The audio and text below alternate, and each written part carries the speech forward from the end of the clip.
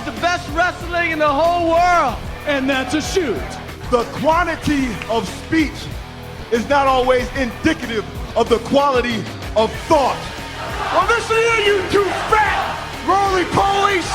If I looked as bad as you guys did, I would have stayed in the backyard. Think this is funny? No. Why would you do this? Told to. Get a life! Get a life! Vince Russo. Oh, come on. I hate him now. He's a waste of time. This is BS! This sucks! I've lost my objectivity and I don't give a damn! Welcome everybody to You've Got to Be Kidding Me episode number 48. We are a TNA history podcast that covers TNA 1 month at a time. On this episode we were talking about the month that is May 2006 leading up to Sacrifice 2006. I am Garrett Kidney and I am joined as always by my lovely friend Liam Jones. Hi. How are you doing? Good. Garrett, name 100 Pokemon. Charmeleon, Wartortle, Yeah. Mewtwo, Tentacool, Yeah. Aerodactyl, Almanite, Slowpoke, Pidgeot, Arbok. That's all, folks. Gotta catch 'em all, gotta catch 'em Yeah. all. Gotta catch 'em all, Yeah. gotta catch 'em all. Gotta catch 'em fallen into all, my trap. Pokemon. You name 100 Pokemon quicker than you name 100 women. You dare do that. For the longest time, I was like, I'm gonna learn the Poke Rap. And as illustrated, I do know the final verse of the Poke Rap. Do you not know any of the other verses? Electro, Diglett, Nidoran, Mankey, Venusaur, Rattata, Fearow, Pidgey. They go in a line. There you go. I learned like the first. I don't really remember the first one actually. I only remember the last one because it comes in real strong on Charmeleon. But I also don't remember. So it was when I was doing podcast a day, which was my short-lived, very wrong-headed experiment to try and do a daily podcast for 365 days, and I stopped at 200. Why would you stop so close? 200 is nowhere near. You're over halfway, though. It's still 165 more. Yeah, I don't know. I feel like I would have kept going. I'm going to read to you some of the topics I covered on podcast. I remember today. one was just rain. Yeah, it was 5 minutes of silence, which is a wonderful art piece. There was the Banana Song. There was Walking Home, which was a series, because that was when I didn't record an episode and I was walking home from work. So I recorded an episode on my phone and just posted it as a podcast. A discussion of avian humanoids. Announcing Project Poker Rap. That was an episode. I gave an episode to announcing it, and at the end of every episode I was going to try and do it, and I never finished it. Liam. Just like you never finished podcast today. An episode called Weather, am I right? What else we come up with? Euthanasia Coaster. Okay. Birthdays. Just birthdays. Yeah, it's just called Birthdays. No idea what it's about. We did have at least 4 walking homes with Gar.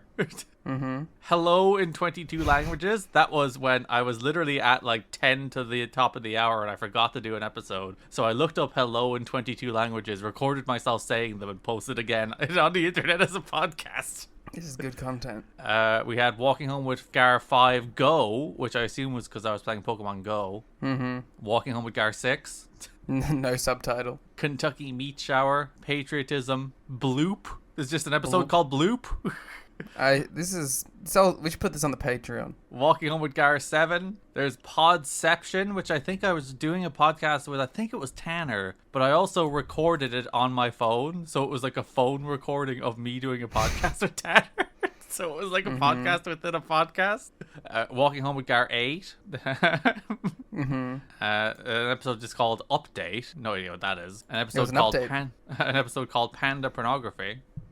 I did a bunch of episodes while I went to Bound for Glory that year, so I recorded like 7 episodes in advance and got Ken to post them while I was away.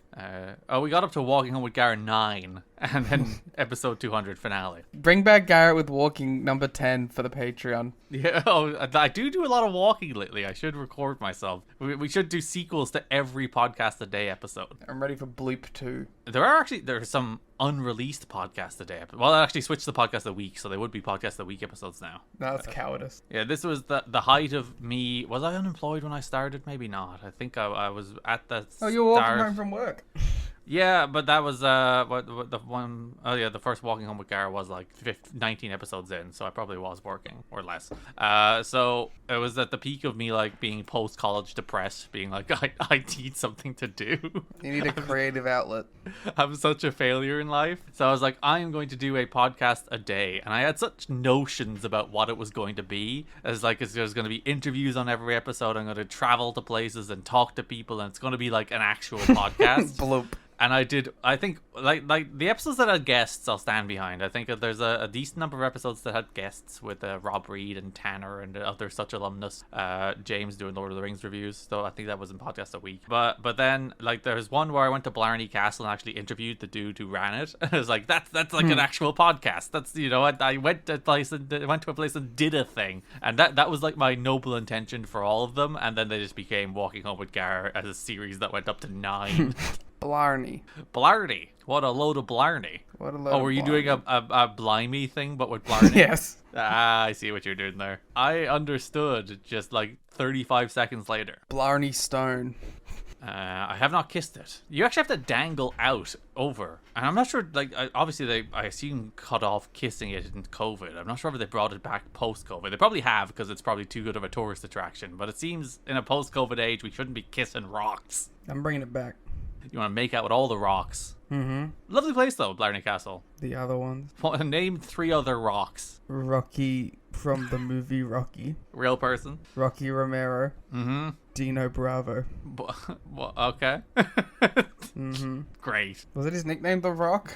I don't know. Do you think I watch a lot of Dino Bravo? You don't know shit about wrestling. I don't know shit about wrestling. I just pretend. I know about TNA. That's the reason I bring everything back to TNA, because then it seems like I know what I'm talking about. Nicknames. It doesn't say it, but I'm going to choose to believe that he was called The Rock. Everyone loves The Rock, Dino Bravo. Mm-hmm. Favorite wrestler. Mm-hmm. His hit catchphrase, The Rock says. You should just start going around saying, you know, my favorite wrestler, The Rock, Dino Bravo. And then eventually people will just assume that's a thing. I'm gonna bring it to the zeitgeist. I'm gonna Mandela affect everyone. This is how you should wield your podcasting clout. Yes. My nobly infinite clout that you gain from being podcasters. All the money and clout you get from doing TNA wrestling podcasts. You got anything else you want to talk about?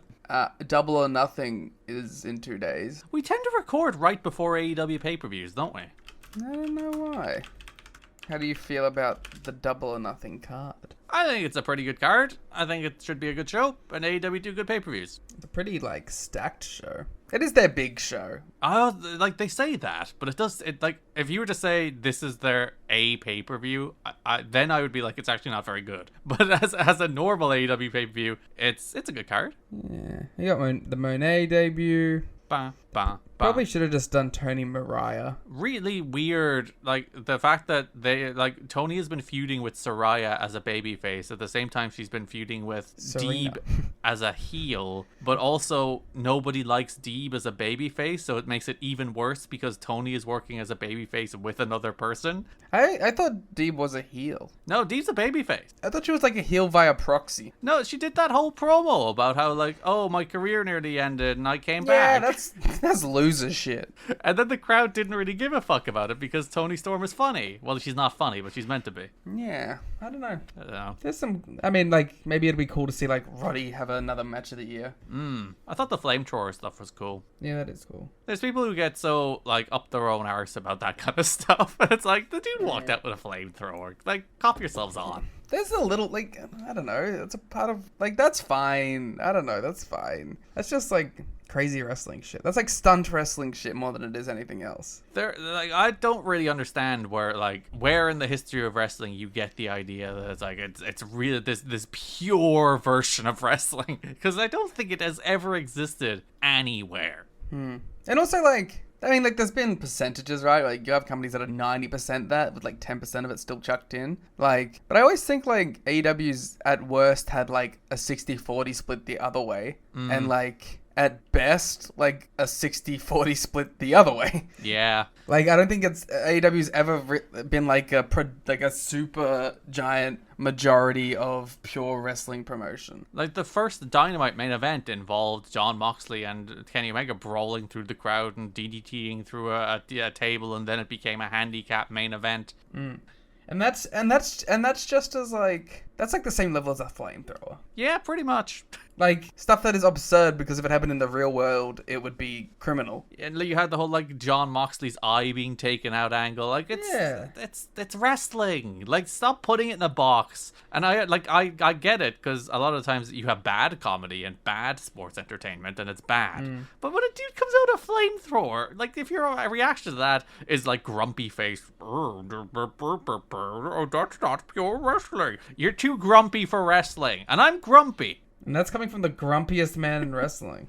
If I'm like, you're too grumpy for wrestling, you have a problem. I don't know. I mean, like, you can get pissy at the blood thing. I don't even care about that. No, I'm saying, I'm fine with you getting pissy at that. Like, if like, that's your hill you want to die on, that's fine to me. Like, because that is, like, fully the other, like, that is that 40%, right? But, like, I don't even consider a flamethrower as being, like, a sports entertainment thing. Because, like, I'm making, like, not even a casual fan argument here. I'm making, like, an average human being argument. If the average human being sees somebody at a show walk out and like flip a flamethrower all over the place, the average human being is gonna be like, "That's fucking awesome. That rocks." Stop being babies. Also, yeah, I believe Darby would do it. Yeah, and also like it's not like no one has ever been set on fire in the history of wrestling. It's not like it's not that credible. People have been set on fire in the history of wrestling. Quite a lot, actually. There's that GCW dude who set himself on fire. Wasn't on purpose, but yeah. All right, speaking of fire, that brings us to the month that was May 2006, Sacrifice 2006. It was but first, lit, fam. Wow, you're so young.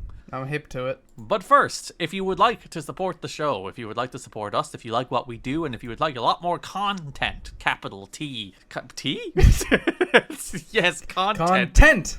Yeah, really emphasizing the T. You can go to tnachat.com or patreon.com/kiddingme where you can support the show, support us, and get a lot more for it. You can get our Lucha Underground show that's ongoing. You can get our Raintaker show that's ongoing. You can get our new series we launched, which is Mystery Vortex Theater, the first episode of which we watched Ghost Ship. Ghost Ship, very good movie. Well, is it a very good movie? Yes, I'm gonna stick with very good movie. I think it is kind of like a very good film. No, very good movie. Yes, absolutely, good distinction. You can get our watch along for Sacrifice 2006, where if you enjoyed us naming women, we did a lot more of naming things as that show went on. That's our spot now. We name. You can also get the show notes for this episode, which is 15 pages of notes covering everything that happened in the month of May 2006 leading up to Sacrifice. Also, at the very end, has some nice Abyss fan art from fans. So that's a little treat for you. I'm going to draw an Abyss fan art.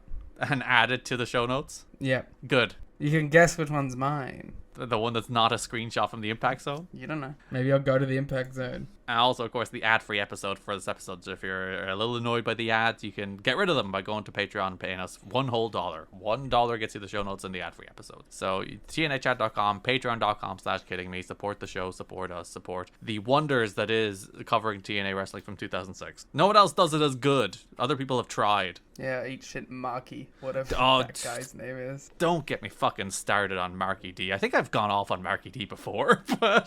Well, like, Marky D's nuts. Oh, got his ass. The most fucking joyless... Got his ass. Unfunny person I've ever heard touch wrestling ever. It's just like, stay away from this. Of all the people, give it out about the people being like, stop covering wrestling. You don't like it. You don't find joy in wrestling. He's top of that list. Does he have Twitter? I don't want to know. I feel like I've never seen a Marky D tweet. I don't even know what his name is, so I can't even search it. And he like covers TNA a bunch, and I'm just like, you're like, he gets mad about Crimson. It's like, what are you getting mad about Crimson? Listen, I might get mad about Crimson. Who knows? My favorite thing about this show is like you finding a deep joy in Eric Watts. Yeah, I'll probably fucking love Crimson, won't I? Like in the places where most people are like, no, it's bad, it's terrible. It's like, actually, you know what? Eric Watts, mid-card weirdo, kind of fun. That's kind of the thing I love most, rather than like getting and there's times like I'm going to shout at Dave Meltzer again on this episode. At the end of the news is literally there for me to shout at the Torch and the Observer again. But for the most part, I just like be like, silly little thing. Wrestling's a silly little thing. You should have fun with it for the most part. You know, I don't know. Wrestling's stupid. I don't like it anymore. See, when you say wrestling is stupid, I'm like, that's more of a reason to like it. Yeah. Is wrestling interesting, though? Yes. Is it? Of all the things, as both a medium of entertainment and just an industry behind it, you cannot accuse wrestling of it's not being interesting. I think I'm bored of it. Liam's just mad because we had one day without news. Yeah. It really is that for me. I'm like, if we go a single day without some like shocking breaking news about the state of the pro wrestling business, I go, it's over. There's never anything happened. There's 2 wrestling pay-per-views this weekend, but we went one day without news, and Liam's like, ugh, why are we doing this? Yeah, what's the point? You mean 3, because GLEAT is also tomorrow. Oh, the biggest show. Yeah, we're going to be tuning in to see Shima and Kazuhashi defend the G-Infinity Tag Team titles against Onitsuka and Yamamura. Onitsuka has gear, so I'm back in. We also have we have 2 Marigold shows tomorrow, and a Best of the Super Juniors. So by tomorrow, you'll be fine. Yeah. This might also be due to the 9-hour workday. What? Oh, we also got Noah tomorrow. No way. You can see some old Rebellion losses. Those poor souls. But you can see Oiwa. He was the coolest guy, who I've already put above Yoda Tsuji in my head. Nice. And Imura, but Imura's already at the bottom. Who is? Yuya Imura. Yeah. I'm gonna tell you right now, guess what? I'm making a big statement. I don't fuck with him. He's too nice seeming. I don't fuck with that guy. He needs to show some fire. He's fucking Heatstorm, and he has no goddamn fire. You just look at him, and his face is too nice. And he looks like Yujiro now. He has too much kindness in his Shaved face. the head. Looks like some Tokyo Pimp shit. I don't know. I'm all in Oiwa. Bring him back. Put him over everyone. That does bring us to the news. Does it? The morale in TNA's locker room plummeted when wrestlers found out that the reason about 10 regulars were not brought into the latest tapings was because the talent budget went to Buff Bagwell, Rick Steiner, and Lex Luger. What really upset the core of the locker room was that these wrestlers kept home were told they were on a tight budget, only to find out the budget was tight because of the money spent on Luger, Bagwell, and Steiner. Our promotion has gone from something new and exciting to looking like a rerun of WCW Thunder circa 1999. It's hideous and embarrassing the steps backwards we took this week, says one frustrated wrestler. Says another, we're just resigned to this ineptitude now. This was the biggest slap in the face to the wrestlers who got TNA to where they are now. Liam, I have a question. This was a 3-week TV month. Oh, yeah. Also at the World X Cup involved, so you had a lot of flying. What wrestlers, and don't scroll down because there is a list, what wrestlers were not on TV this month? I would guess Diamonds in the Rough. Yep. That would be my first glaring omission. Because this is, and like Dave does reinforce this, being like people are mad, especially because the show has been reformatted to be like 2 or 3 matches and then stories and stuff, as opposed to like 5 matches rushing through everything, which is better for the TV show. Even if some people get booked a little less often. But I was like, when I read this story, I was like, well, nearly all the X Division guys are booked. Obviously, all the top guys are booked. 3D are still booked. Like, James Ganger is still booked on TV this month. LAX is gone. Fresh off a push. Right, yeah, Ron and Conan with LAX. But I don't know if he's, like, gone yet. Yeah, Monty was getting knee surgery, which is the reason he is out. I think he's back on the TVs after Sacrifice. They were, like, but, like, they're, like, the only ones that I think, like, were, like, pushed. Yeah, the other ones being, I think, Matt Bentley and Lance Hoyt are probably the other, like, quote-unquote, biggest names, or people who... Yeah, but Matt Bentley's pushed on fucking Explosion. Yeah, both those guys barely get on TV anyway. So I was reading the story and I was like, who are the people that are really mad here? Did they bring Conan in for commentary? He was in for Lockdown anyway, which I think is part of what annoyed a lot of people, because there are people who were in for the pay-per-view who weren't kept around for TV. Okay, my take from this is I don't give a shit. That's my take from this. Yeah. First of all, when they said budgets were tight for these tapings, they weren't incorrect. They allocated money to a different area. They were, like, budget was tight because they wanted to do this angle. It's not like these guys are permanent fixtures in the company.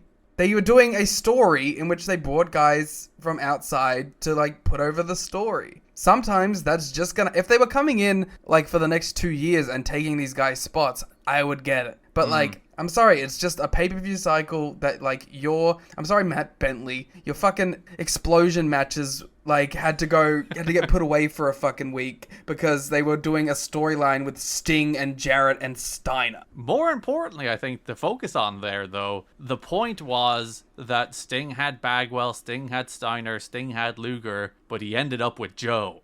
Yeah, the whole, like, they sell the whole thing in the end being like he picked the young, cool, new guy who's the tough killer. Yeah. So it's like, I don't think this is anything that's looking like a rerun of WCW Thunder besides the nostalgia pop, but everyone does nostalgia pops. It's a fun little thing. It's like, look at Bagwell, look at Steiner, look at I had a Luger, fun time watching these segments. It's just, I'm so frustrated. And again, I'm going to go off on it more later. I'm so frustrated with the coverage around this company at this moment in time. I really am. It's driving me crazy. Some 83-week shit. It is. Oh God, again, don't get me started. We will be talking about all the same fucking talking points we deal with today, with the same hacks delivering the same bullshit over and over again. But, like, I don't know. Everyone was on TV. Styles was on TV. Sabin was on TV. AEW were on TV. All the young guys were on TV. The only ones that really have a point to be pissy was, like, LAX because they just came off of a push. And Homicide, by all counts, is really mad on multiple counts because he has not gotten to wrestle yet, not meaningfully. And he was mad about his portrayal at Lockdown, where he was getting like punked out and whipped, and the whole thing is like, I'm a gangster kind of guy, so the idea that I would get whipped and not try and get some retribution is kind of silly. But there's also a thing where like he started where his shoulder was hurt, so he couldn't really go full tilt. But yeah. Also, apparently, he never told anybody his shoulder was fine. Looking at this list right here, right? Mm-hmm. So, Bentley and Tracy, fuck off. Yep. Douglas, fuck off. Strong and Aries are done anyway. Mm-hmm. Hoyt, you're not pushed. Monty, you're out on surgery. Key, sure, but you're Key. Some other shit probably fucking was a part of that. And there's 2 video packages for Loki on TV. LAX, you're the only ones that are reasonable because you just are a newly formed group. Cassidy Riley, come on. Diamonds in the rough, you're lucky to be on the show anyway. Yeah. Like, you're on the show too much. Mm-hmm. So it's like, none of these people, like, they kept everyone essential to the show. Yeah. Like, despite, like, my fact that, like, I think LAX should have been on these shows because they're interesting and cool and new, they're not essential to the show. No. None of the people who weren't brought in were essential and, like, felt missed. If they didn't book Abyss, you'd be like, well, come on. Yeah, well, like, you know, listen, I'm not a fan of the James gang, but, like, I feel like they would have more of a fucking thing to say if they would, like, the ones that got sitting home for the month. Mm. Because, like, at least they are, like, regulars on the show. Which is why probably Conan and Ron were probably the most reasonable to be pissed. Yeah. So it's like, yeah, exactly. Like, Ron, he has a case. Conan has a case, but he's probably there doing Spanish commentary anyway. Mm. So it's like, I don't know. I don't have a problem with this. They looked at the books, they allocated money for what they wanted to do for this program, and they made cuts where they had to. Whatever. Yeah, that was kind of my take as well. It's like, guys, get over yourselves. Stop being like, it's like WCW all over again. Like, you can be pissy, but, like, I don't know. Like, if TNA... listen, if TNA are being super stingy and still wanting to control people's bookings, that's one thing. But, like, if they're not and you're free to do whatever you want in those 3... in, like, well, 1 week, 2 weeks, whatever it is, because the taping's actually only taking place over a couple days. Like, go get some bookings. There's an interesting note, like, when Loki was signed, apparently, he didn't want to go into LAX because he saw that as a death roll because of what had happened to Homicide. So it's interesting how even, like, LAX is seen as a flop here, and it kind of, like, listen, it kind of is. I don't think it's a flop. I just think it's, like... LAX suffered from being brought in at the end of an existing feud. Like, they were brought in at the point where the baby faces need to go over to tell the story. Like, they were at the natural conclusion of the story. So, like, that's a rough spot to introduce people into. But, like, they're really, like, it's really easy to bounce them back. And they do. Historically. So, yeah, get over yourselves, TNA wrestlers, in 2006. Yeah. We're on the side of the company. Yeah, corporations, baby. One of the best talkers in the history of the industry and also one of the most volatile personalities behind the scenes has agreed to work for TNA. Jim Cornette was always on TNA's radar as a potential on our town, since he is a great talker and gets on well with Jeff Jarrett as the two go back to the territory days in the 1980s. Until a year ago, Cornette was the head writer for OVW, WWE's top developmental territory. I can't deal with this. You just can't see Cornette's face. This is mental anguish. You can't handle the idea that Cornette's showing up. I'm not ready for it. Cause like I love Midnight Express. I think Cornette is an amazing talker, one of the best promos of all time. I will never discredit any of his accomplishments in the pro wrestling business. I still hate the guy with every fiber of my fucking being. Has he like scorched earth so much so that you can't even tolerate him? Well, let me tell you this, Garrett. Mm-hmm. If Vince Russo showed up on TNA Impact tomorrow, I would be more joyful. Ooh. Like, again, Cornette in the 80s, when he's doing his thing, one of the coolest, like, managers of that era. I think he's amazing. I will never discredit that shit. I think he's amazing in that role. The last 10 years of his fucking talking makes me want to fucking put a rail spike through my brain. Mm. Like, and his influence is so detrimental to discussing pro wrestling in any meaningful way that it's just become hazardous, and the idea of having to interact and talk about Jim Cornette on a weekly basis on this podcast is enough to drive me fucking insane. He is largely pretty good. Well, as he's going to be an authority figure. He's just going to fill the Larry Zero, which might be the biggest and he'll probably be good in the role. I'm saying the idea of talking about him is infuriating. Poor Larry Z as well, as they're going to say. It's just because Larry Z's kind of been awesome. Yeah. Yeah. Anyway, I'll try to separate art from artist and all that jazz. But every time there's like a backstage... Like, I'll take the Russo shit. Mm. Russo is annoying and dumb and doesn't know what he's talking about half the time. But at least he's bad in a way that it's fun to talk about. And this guy is just like cyanide to the brain. And also, like, the number of Russo disciples is pretty small these days. And you can kind of laugh at the Russo disciples, you know? Whereas the Cornette people are loud, they're annoying, they're very easy to spot from a very large distance. Yeah. You're gonna sabotage our SEO for Cornette. This is gonna be the first video that all the Cornette fans are gonna click on YouTube, being like, Jim Cornette, I love that guy. I listen to his podcast. Yeah, I know. Listen, guys, I'm sorry that you had to find out this way. I tried to warn you early on. I know that most of you watch his stuff because you're in our goddamn YouTube algorithm. I'm not gonna be pleasant about the guy, as is my God-given right as an American. All right, my free speech. I get to talk shit about whoever I want with no repercussion. All right? Mm-hmm. So you can't be mad at me, lest you be mad at yourselves. I regret to inform you, Australia doesn't actually have free speech. That being said, I'll put over his work if the work's good. So he had been booking AEW. Oh, fucking shit. He'd want to. Give him a collision, see what happens. Honestly, it would probably be pretty bad, because Cornette has never really had a track record as a successful booker. And also, like, listen, I started watching ROH in the Cornette era. I know how not amazing it can be. So he was booking OVW, not AEW. He had remained a part of OVW and helping owner Danny Davis promote his local events even after he was removed as head writer, a role eventually filled by Paul Heyman. Despite the relaunch of ECW, which is expected to take Heyman away from his OVW TV writing duties once ECW begins a full-time schedule in the summer, Cornette is not considered a candidate to return to his post. For one, he considers himself still burned out after booking so many years dating back to his days running Smoky Mountain Wrestling and being a member of the WCW booking committee and the WWF writing team at times before that. Also, he and John Laurinaitis do not get along. Maybe Cornette's based, actually. He didn't like the alleged rapist. See, like, that's what Cornette made his name on. Particularly, like, he went off on Russo all the time. Yeah, like, when he was, like, he, like, directed all of his performative vitriol towards people that are disliked, it was, like, fine. And people were like, yeah, get him, Jim. But then it's like, he just directed it at everyone.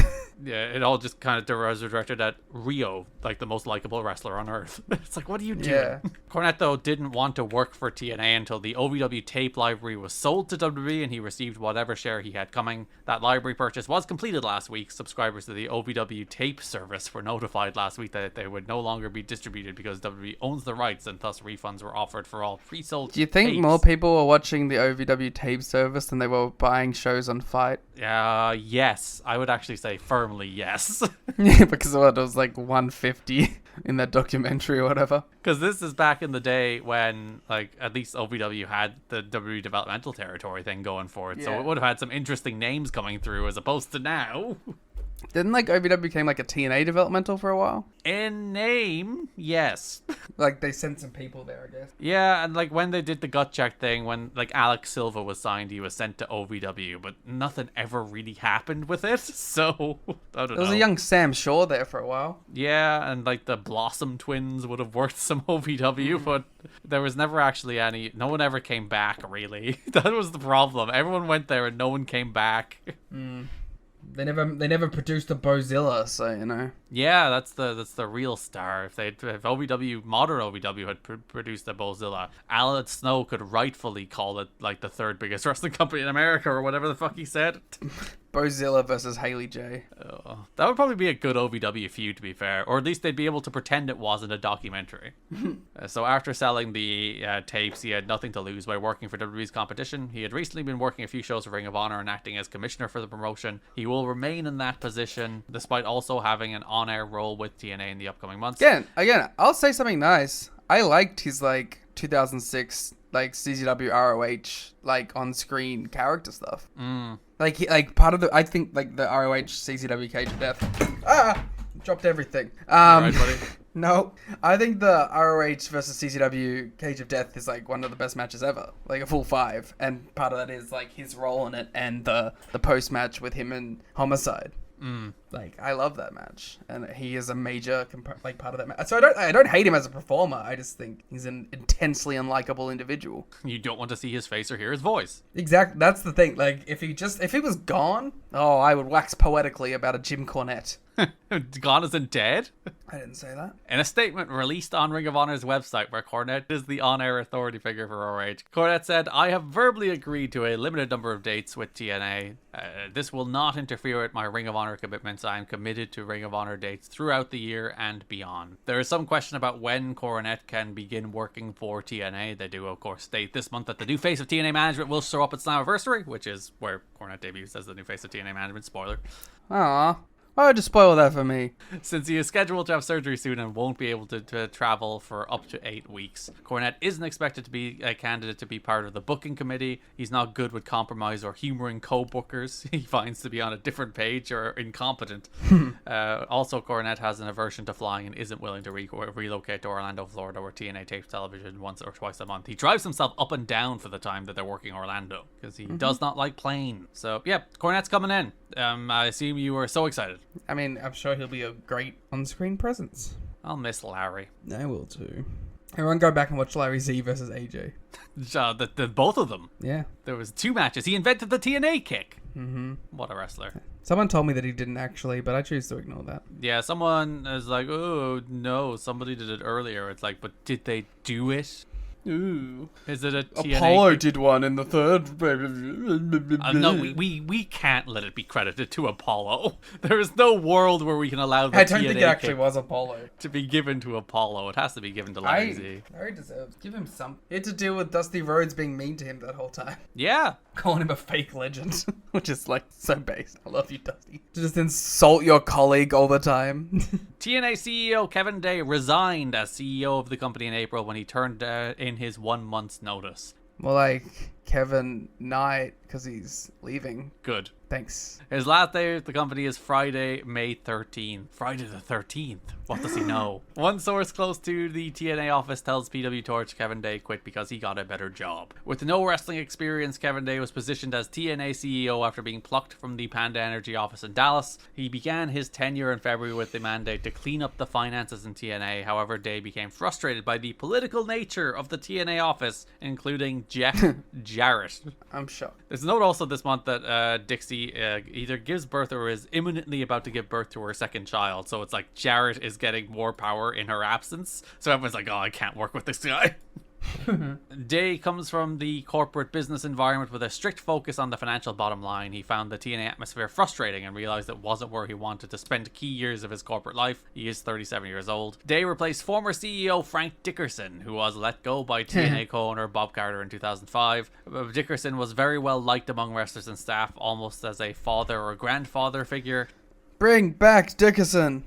Day was seen as a corporate climber who was a company Let's man get Dickerson in. and all about business, but sharp and a quick learner. It's no surprise he didn't last, says one source. This isn't an atmosphere that welcomes strong personalities from the outside. Yeah. Only strong personalities from the inside. It's kind of true, though, isn't it? Yeah. But wrestlers don't want to be told what wrestling is by people who aren't wrestling. And it's a very insular, like almost like secret society kind of thing. It's if you're not in, you're not in, and you're a mark. Yeah. TNA will be debuting an internet show called Global Impact on its website on May 3rd. Jeremy Borash and Christy Hemme will co-host the show, which will be a 30-minute show devoted to exclusive footage, interview, news, updates, and matches. Okay. The Global Impact name doesn't last very long. It does eventually shift over to the name of the TNA and New Japan shows that would air on Spike TV. That's kind of a precursor to what TNA Today would become. Were you a TNA Today guy? No. I was a spin cycle guy. That was my favorite thing about like 2007 TNA, because it would be like every day there'd just be like a 7-minute video that might have a nice interview. They might reveal some news. It would include Don West pitching merchandise in the most insane, wonderful ways you'd ever seen. I'm gonna be honest, I don't think I've ever seen it. It's literally just JB standing at a desk. He'd have a guest or he wouldn't. They'd talk for a while. Don West would sell some merchandise and they'd get out. I just want to watch Spin Cycle. You can. It's on YouTube. Can we watch Spin Cycle as part of the show? Well, when a spin cycle starts, we'll include the spin cycles. Yeah. My favorite spin cycle is the 2008 presidential debate. Yeah. In which I think it's Mick Foley and Booker T on the side of Obama. And AJ Styles and BG James. On the side of who the fuck ran against Romney? Obama? McCain. And then, like, shortly after the election, there's an in-ring segment where Mick Foley's with AJ, and AJ's a babyface. Not that, like, supporting Republicans would inherently make you heel, but yeah. It does. Mick Foley is like, I'm sorry, AJ, I know the election didn't go your way and Obama got elected. So he says that to him in a promo on the TV show. Spin Cycle, bitch. Yeah, so we will definitely watch the presidential debate. I love Spin Cycle. Bring it back. I've tried. Who would you have in the JB role for Spin Cycle 2024? Oh, Gia Miller. Do you think she has the chops? Do you think she can handle it? Gia would be awesome doing a spin cycle. Who do you think would like really excel on Spin Cycle? On the current TNA roster? My first, I think Rosemary would kill it. Yeah, Rosemary would be a great spin cycle guest. Kushida. Kushida would be a good Spin Cycle guest. PCO. Yeah, sensational bits. In full gimmick. That's your spin cycle panel.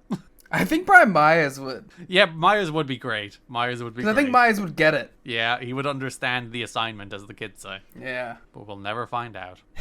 Gresham doing Spin Cycle, but he's just sitting there in silence the whole time, and all the other guests start coughing up black. Yeah, you can incorporate spin cycle into storytelling. Well, because Gresh would play the Loki role and the make Loki laugh Spin Cycle. Yes. Just make Gresham laugh. Oh. Jeff Jarrett arranged a conference call before the last pay-per-view for everyone in the 8-man Lethal Lockdown match to go over the match ahead of time. Killings, Harris, Styles, and Rhino all no-showed the call. Killings, Harris, and Styles were fined $200. Dave doesn't know about Rhino specifically, but anyway, none were happy. Harris was very negative, and Styles called the office upset, wanting to talk to Jarrett, and wasn't put through and told not to call Jarrett. That's awesome. Like, fuck you and your call going through the match. We're wrestlers. So basically, Jarrett's side showed up and Sting. Yeah. I wonder what Sting, Jarrett, Steiner, and James Storm talked about. Storm does seem like the odd man out there, doesn't he? I do think Storm was just I'm getting a masterclass here on carnies. Or professionalism, because they showed up. During a Q&A session at the NWA Central Stage Show in Kansas, AJ Styles said that many wrestlers tried to avoid using the cage walls during the lockdown pay-per-view, because the cage was assembled inside out. The rough side of the fence was turned inward, which caused many scratches. AJ said the top of the cage was coming loose as he prepared for the spot where he dropped out of the rafters onto James Storm, but they landed in a safe spot on the cage top. What if they fell? They could have died. Oh, well, I don't want that, but it would have been cool. They also might have fallen on somebody. Yeah. Steiner just catches them both. He probably could. He's awesome. Holla if you damn hear me. Elix Skipper told Wrestling Epicenter Radio that Chase Stevens was somewhat upset with the wrestlers involved in the X Division escape match at Lockdown for not catching him on the shooting star. He was not, however, injured. You know what? Fair. Yeah, I think it's pretty understandable because they didn't catch him. I think somewhat upset is the perfect descriptor to be for that. Yeah. Like don't make it your personality. But to be like miffed, sure. You are allowed to be a little pissy. Yeah. Not a lot pissy, but a little pissy. Not Kid Cash. But like Hot Stuff Hernandez for not being booked on TV pissed? Yeah. Raven, who recently returned to TNA to pick up his feud with Larry Zbyszko, was the guest for TNA's monthly conference call with the media on May 9th. He said he took 10 weeks off from the wrestling business to lie in bed watching TV to recover from his various health problems. Raven said, I really abused myself for a long, long time. Raven also said he was the #1 draft choice in the wrestling death pool for a while before he cleaned himself up. Insane that exists. He said he feels re-energized and in love with his mistress, the wrestling business again. He's committed to TNA and he's not interested in being part of WWE's revitalization of ECW. I want Raven in 2006 WWE ECW. Working with the zombie. Dang, I want Raven to get the Sabu 1 John Cena match on Raw. Raven and Cena, would it be good? I'm not sure. Well, because Cena's an old-time plunder guy that gets underrated for it. So give me John Cena versus Raven and Plunder. They probably would have a pretty good match, especially if it was an 8-minute TV match. Yeah. Jay Hassman, whose background includes working for WWE, TNA, UFC, The House WCW. Organ? No, different person. Ah. Though it would be very funny if the man who defrauded TNA went on to be CM Punk's personal mouthpiece. Is Houseman still around? Yeah, the House of Wrestling still... I'm gonna go to the House of Wrestling right now. We're gonna see what latest scoop they have. Yeah, what's the latest big story that the House of Wrestling has? Exclusives. Oh, February 14th. Another TNA office shakeup following Scott D'Amore exit. Exclusive. They haven't had a scoop in 3 months. Apparently not. Well, Punk's not an AEW anymore, so he's not pissy. And he's off injured, even though he's on TV every week. Yeah, so no Houseman exclusive since February 14th. I'm gonna look at his merch. Why do they have merch? It's the logo. It's the logo plus House of Wrestling. Ooh. And there's In Your House, an In Your House logo parody, which is actually that's kind of fire. I can't lie. We were talking about Hassman here rather than Houseman, who, if you remember from 2002, The defrauded. Hassman. If you remember from Womp 2000, womp. Stop it. Don't you Billy Gunn this man's name. Remember when that was an Edge and Christian insult? It's I'm not gonna Billy Gunn my King of the Ring. Yeah, wasn't that Oh, that was him. I thought it was The Rock. That was because when Edge won it the year later, he's I'm not gonna Billy Gunn this. How mean to young Billiam. They were right. But if you remember, Jay Hassman was the person who defrauded TNA about pay-per-view numbers in 2002. I'm familiar. Yes. So he was arrested on April 29th on counts fraud? related to embezzlement, grand larceny, and forgery for fraud. related to his job at Team Services. He has a June 2nd court date hearing in a case pending in Nassau County. Hassman is charged in relation to his previous job with Team Services, which works major companies in promoting pay-per-view events. He was the vice president of pay-per-view and marketing with WCW during both its good periods and its fall. Later, he attempted to put together a group to buy both ECW as well as WCW when the promotions were collapsing. Even though ECW was financially in horrible shape, Paul Heyman turned down the Hassman offer, not believing they had the financial backing claimed. He was probably right. Well, Paul Heyman knows about defrauding people with how much money he has. He was heavily involved in the startup of TNA as a business partner and employee. At first, there was a quick falling out when TNA officials accused Hassman of lying about pay-per-view numbers, telling them numbers were exaggerated well past any reasonable estimate, and gave them the impression they were doing 80,000 buys the first few weeks, when in reality they were doing 25,000, 15,000, and 10,000. You couldn't even knock it up to 30,000 guys. No, big week, guys. We did 35. He's no, 80. We did 80. TNA, through Jerry Jarrett, sued Hassman over that and other charges, while Hassman sued TNA back, claiming they misrepresented to him the amount of financial backing they had to start the venture. as he would have never been involved unless they had at least $5 million in funding. Both sides dropped their suits against each other simultaneously. So they were both right.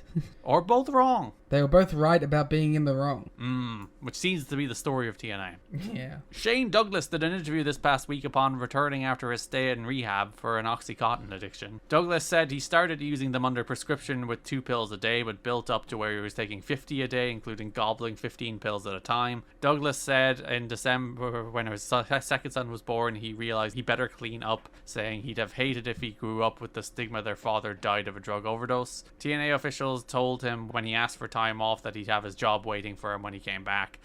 Though not as a backstage interviewer anymore, JB has firmly taken that from him. Yeah. Douglas said going through withdrawal was absolute hell. He was vomiting every 5 to 10 minutes for weeks, constant diarrhea, dehydration. I call it like the worst flu you've ever had multiplied by 50. He said just moving from the couch to the bathroom was a major chore. Sounds awful. Don't take drugs, kids! Well, if you do, just make sure they Yes, be responsible, kids. take the cool drugs.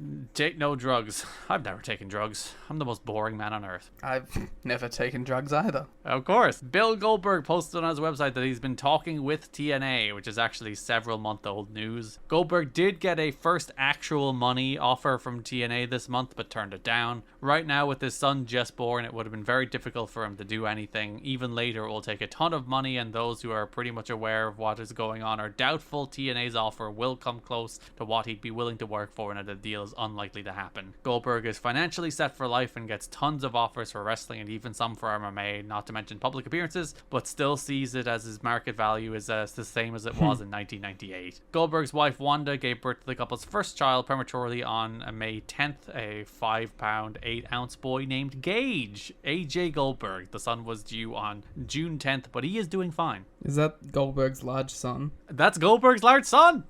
Nice. The man seen on WWE television. Man. The child. There's that thing where like people posted photos of him from when he was on WWE TV like 10 years ago, and it's like normal looking child, and now he's like jacked football player. It's like, that's Bill Goldberg's son.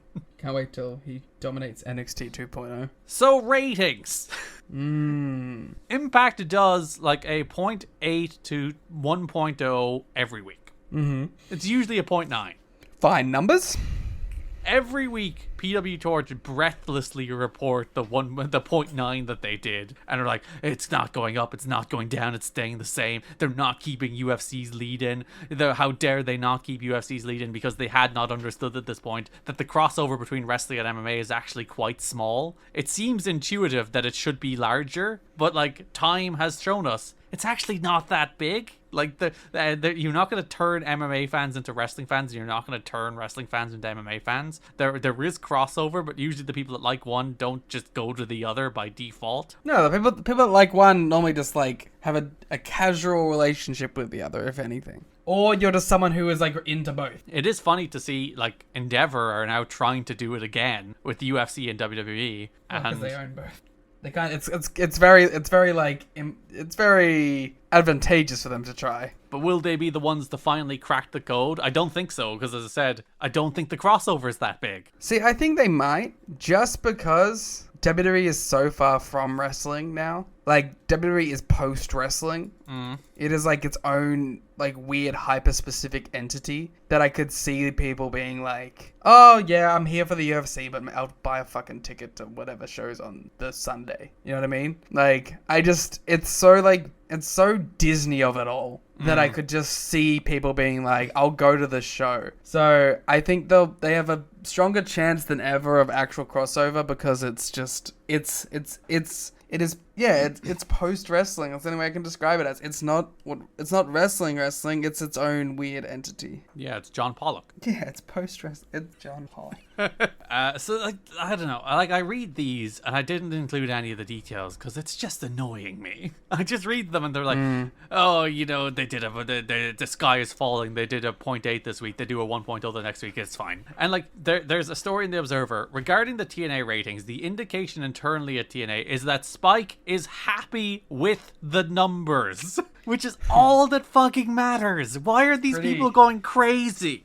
How is this like still the same talking point point 20 years. Spike was projecting selling ads at a 0.8 rating, and the lowest they've gotten so far is 0.84. So everything above that's gravy for Spike. They said when we sold this to advertisers, 0.8, every week has done better than that. So it has exceeded expectations in the time slot for what Spike has sold it as. And like the numbers internally are hugely disappointing. Dave like literally calls it a failure this month. He uses the word failure. It's like TNA's failure to get an audience on Spike. It's like, what are you talking about? And like part of it is like he's making a direct comparison to the UFC, which is like, it makes sense to do here in 2005 because they're both on Spike. They're neither are particularly large entities, but the idea that like you're comparing TNA to what, like, we know what UFC becomes and we know what TNA becomes, and the gap between those things is fucking humongous. So the idea that like they are actually, you know, comparing those two, it's like TNA aren't doing UFC numbers. It's a disaster. And I'm just like, ugh. Liam is currently underlining all of the talking points you see over and over and over again. Because Dave is like, there is no way to positively spin the downward trending quarter hours, which is the way every quarter hour is now in wrestling, by the way. My favorite thing is the 4 things I've underlined, which are Spike is happy, then the numbers are hugely disappointing, followed by there is no way to positively spin the downward trending quarter hours, followed by there are more eyeballs seeing the product than ever before. Like, Dave wrote this paragraph. Because as he said, TNA is well ahead of where it was, but there wasn't the defining moment in turning the company's fortunes around. The Saturday replays are well ahead of the former Monday replays, and the Thursday shows are even ahead of Saturday. So as you said, there are more eyeballs seeing TNA than ever in TNA's existence, but this is a disaster. It's a failure. The company needs to change, and I'm losing my mind. It's driving me crazy reading this, Liam. It's literally driving me crazy to see this is what we've done to AEW, and I've probably been guilty of it too. Like the same old bullshit talking points. None of it matters. And I get we need to fill column inches or whatever. Dave has the right shit in the Observer, and Wade has the right shit in the Torch. Fucking anytime you read one of those fucking things and you're like, 40% of this is boring ratings talk that doesn't matter and no one gives a shit about. Yeah, like there is endless paragraphs about this in both the Torch and the Observer, hitting this over and over and over and over again. How are they not sick about writing this? It's been longer than that because they were doing it during the fucking 90s too. It's really frustrating. It is the most frustrating thing about this podcast for me so far is this. Like, reading this stuff and seeing, like, it's just the same shit we do now. And, like, the AEW, for all their faults, I think we probably talked them into a depression. Yeah, well, yeah. Like, listen, part of the reason AEW, like, has the perception it has now is just because the way people have talked about it. And, like, part of, like, they had their real creative low last year. Yeah. Which was, like, you know, broadly agreed upon by haters and fans alike. Actually, the haters started pretending they liked it, which was the funniest bit. I think part of the reason we saw that was, like, this shit. Like, we talked them into them feeling like they had to change. And then they did change, and we were like... And everyone's like, no, this sucks. And instead of just being like, they're doing fine. It's okay to be a really healthy number 2. That's really okay. That's the problem, is because, like, there's a perception. Like, well, it's the WCW, WWF of it all. Like, the idea that you have to be number 1 to be successful. We can't get away from it. We really haven't escaped the Monday Night Wars in any capacity. In the way we talk about wrestling, in the way, like, everything we think about, we compare it to WCW still. Everything is WCW. Everything good is WCW. Everything bad is WCW. Like, we have not escaped this. It's honestly the same stuff we saw with the Luger, Bagwell, and Buff stuff earlier. It's like, everyone's like, this is WCW. We haven't gotten away from that. As an industry, we just haven't broken out of those thinking patterns. Despite the fact that, like, there is a large percentage of pro wrestling fans that weren't alive. Like, most people who watch WWE TV now haven't watched a wrestling show earlier than, even conservatively, 2013. Yeah. Most of them are probably a little bit later. Yeah. Like the majority of wrestling fans now are Shield era fans. That's the era we're in. If you want to actually define this era of WWE, it's the Shield era. Those are who the fans are. Like, they're Roman guys, they're Seth guys, and they used to be Dean guys. But And then they burnt the jersey. until he comes back and he'll be great again because they're dopes. But like, that is where we are. Most of these people, like, for them, TNA is not relevant. Like, TNA had a year on Spike before, a year or two on Spike before these fans like fell onto Pop and Destination America and Access and Pursuit and fell out of view. Like, that's where we are now. Where like TNA is like this abstract thought. Like, the idea of this era of TNA is nearly 20 years ago. So like, these people don't even know this stuff. Never mind WCW, and we're still stuck in Heyman and Bischoff and Vince and the Monday Night Wars and WCW and ECW and WWE, because we have not evolved as an industry in both how we talk about it and how we compare things and what we're striving toward. It's just really annoying reading all of this, and I don't include any of it in the show notes because it annoys me too much. Well, we got it all out of our system now. Until I read it again next month. Yes, when TNA is dying again. And then Russo comes back, and then it's all over. And then, as I said, they did that. They didn't want Russo. Russo wouldn't have been the guy they picked. That's your bad. She chose Russo. And I think it's the right decision. And I'll be proven correct. To be fair, this Russo return isn't the one that fucks him forever. Yes, there is another one that is worse. Fucking dumb company. That's the one that, like, kills it. So that is the news. That is the news. That brings us to broad topics, starting with the NWA World Title Program in the main event of Sacrifice 2006. Coming off the main event of Lockdown, if you remember, we recap at the start of the first time back to the pay-per-view cycle, April 27th. All the events of Lockdown were Christian retained the title against Abyss, but Abyss jumped. Well, actually, technically, Christian jumped Abyss after the match, but Abyss got the better of him. And as Christian was trying to get revenge on Mitchell, Abyss stole the NWA World Title. So this month, Abyss is in possession of the NWA World Title. I'd argue that James Mitchell is in possession most of the time. Would you rather see in Full Metal Mayhem Abyss versus Christian or Mitchell versus Christian? I don't think you want me to answer that question. Get Abyss out of here. Get the sinister minister in there. Abyss, more like No-Biss. Abyss, more like B-Biss. Which was going to be the original name of Joseph Park. I think I've said that before. Is that true? Yeah, the original name of Joseph Park was going to be Beebus, as in going from A to B. B-Bus, like B-E-E space bus. No, I think it's just B-Y-B-S-S. No, B-B-Y-S-S? A-B-Y. Yeah. I don't know. Words. I've forgotten how to spell abyss just by putting a B in front of it. That does change the whole dynamic, to be fair. So at the start of that episode of Impact, Mitchell said they fulfilled their promise to take the title from Christian after stealing it at Lockdown. Mitchell says the world is yours, and then takes a heavy shot at CM Punk by calling Abyss the real world champion. He should put a big dumb X on it. And then disappeared from the company after beating up David Young? Cassidy Riley. Cassidy Riley's probably it, isn't it? It's probably the meanest thing anybody said about Jungle Jack. I don't know. Have you ever been on Twitter.com? People don't seem to like the scapegoat. You're not wrong. Yeah. True to name and to form. So Abyss comes out, which Mitchell at the start of the show. We actually opened the show with, for the only time in the history of the television show, Adrenaline Rush. It is the only time. Which actually, does that mean I have to remix an Adrenaline Rush opening theme now for this and this alone? I think you should just add Adrenaline Rush to the beginning of the theme. Or maybe at the end of the theme. We'll see how it goes. We'll see what sounds Whatever's better. easier. I'm always remixing themes because I'm already like, all right, I do have to add at least one quote from this episode, or these episodes. So, Curse, your good idea to do a remixed intro for not every episode, but keep adding quotes to the intro. Yeah, well, it's fun. I meant like more like error by error, or like when something really stood out. I didn't mean specifically each episode. But I like it. You suggested it, and I'm like, that's cool. And I like when it's different for most of the episodes. Well, it's no longer my problem, is it? Yeah, you're the ideas guy, and then I have to spend time doing all this stuff. They call me the Elon of the podcast. Oh, you're a billionaire? I wish. I would not distribute my wealth so hard. Abyss and Mitchell come out. The crowd start chanting "Not World Champ" at Abyss. Mitchell says possession is 9/10 of the law, which it's not. That's not how the law works. I think isn't that like fake law? That is just one of those things people who like to steal things say. It's not true.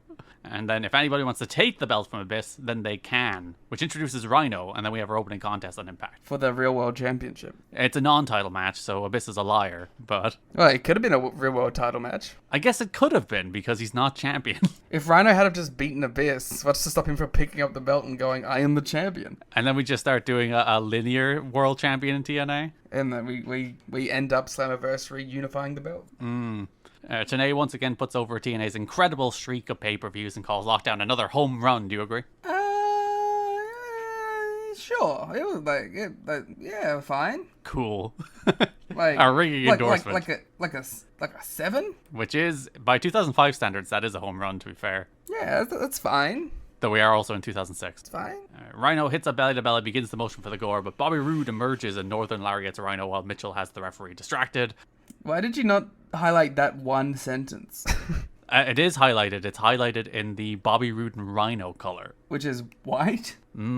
Well, it's a very faint gray. Some would argue too faint. For those wondering, we have included color coding in the show notes because it's always an ordeal, especially when there's more episodes. It would have been okay for this one because there's only 3 impacts for this pay-per-view cycle, but it is usually an ordeal across like 6 episodes trying to find all the angles. So I've started color coding the angles, but there is one sentence in the middle of this which is color coded for Bobby Roode versus Rhino, which is a pay-per-view match, and the rest is for Abyss versus Christian. So Liam is confused by the fact that there is one sentence that is out of place. But I understand now.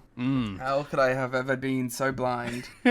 Abyss hits the Black Hole Slam for the win. Christian rushes out and brawls with Abyss. Which, by the way, Abyss issued an open challenge that Christian did not answer. So, well, he doesn't respect the actual belt. I think he's a coward. All right, you tell him that. He was there. He could have answered it. His buddy Rhino did. He had nothing to gain from it. He already has a match. He could have regained his NWA title right there and then by defeating Abyss like a man instead of trying to jump him after he'd already wrestled. Real Kaito Kiyomiya vibes. Brawls with Abyss, hits a spear, but then Mitchell bails with the belt. Christian low bridges Abyss and Abyss scampers away.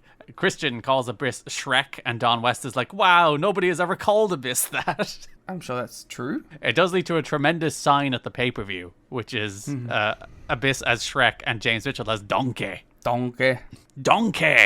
Christian then challenges Abyss to a tables, ladders, chairs, and chains, legally distinct, match at Full Metal Mayhem at Sacrifice. So Full Metal Mayhem, still very cool name. It is funny that because it's Christian making the challenge. Christian, very famous with TLC. So they multiple times this month try to invoke TLC without obviously legally doing so. They should have said stairs first, and then they could have gotten that sweet payday a few years later. Do a stairs match? Yeah, could have sued the WWF for their tables, ladders, chairs, and stairs. We own the stairs, sir. We did it for... Well, stairs are metal, so technically.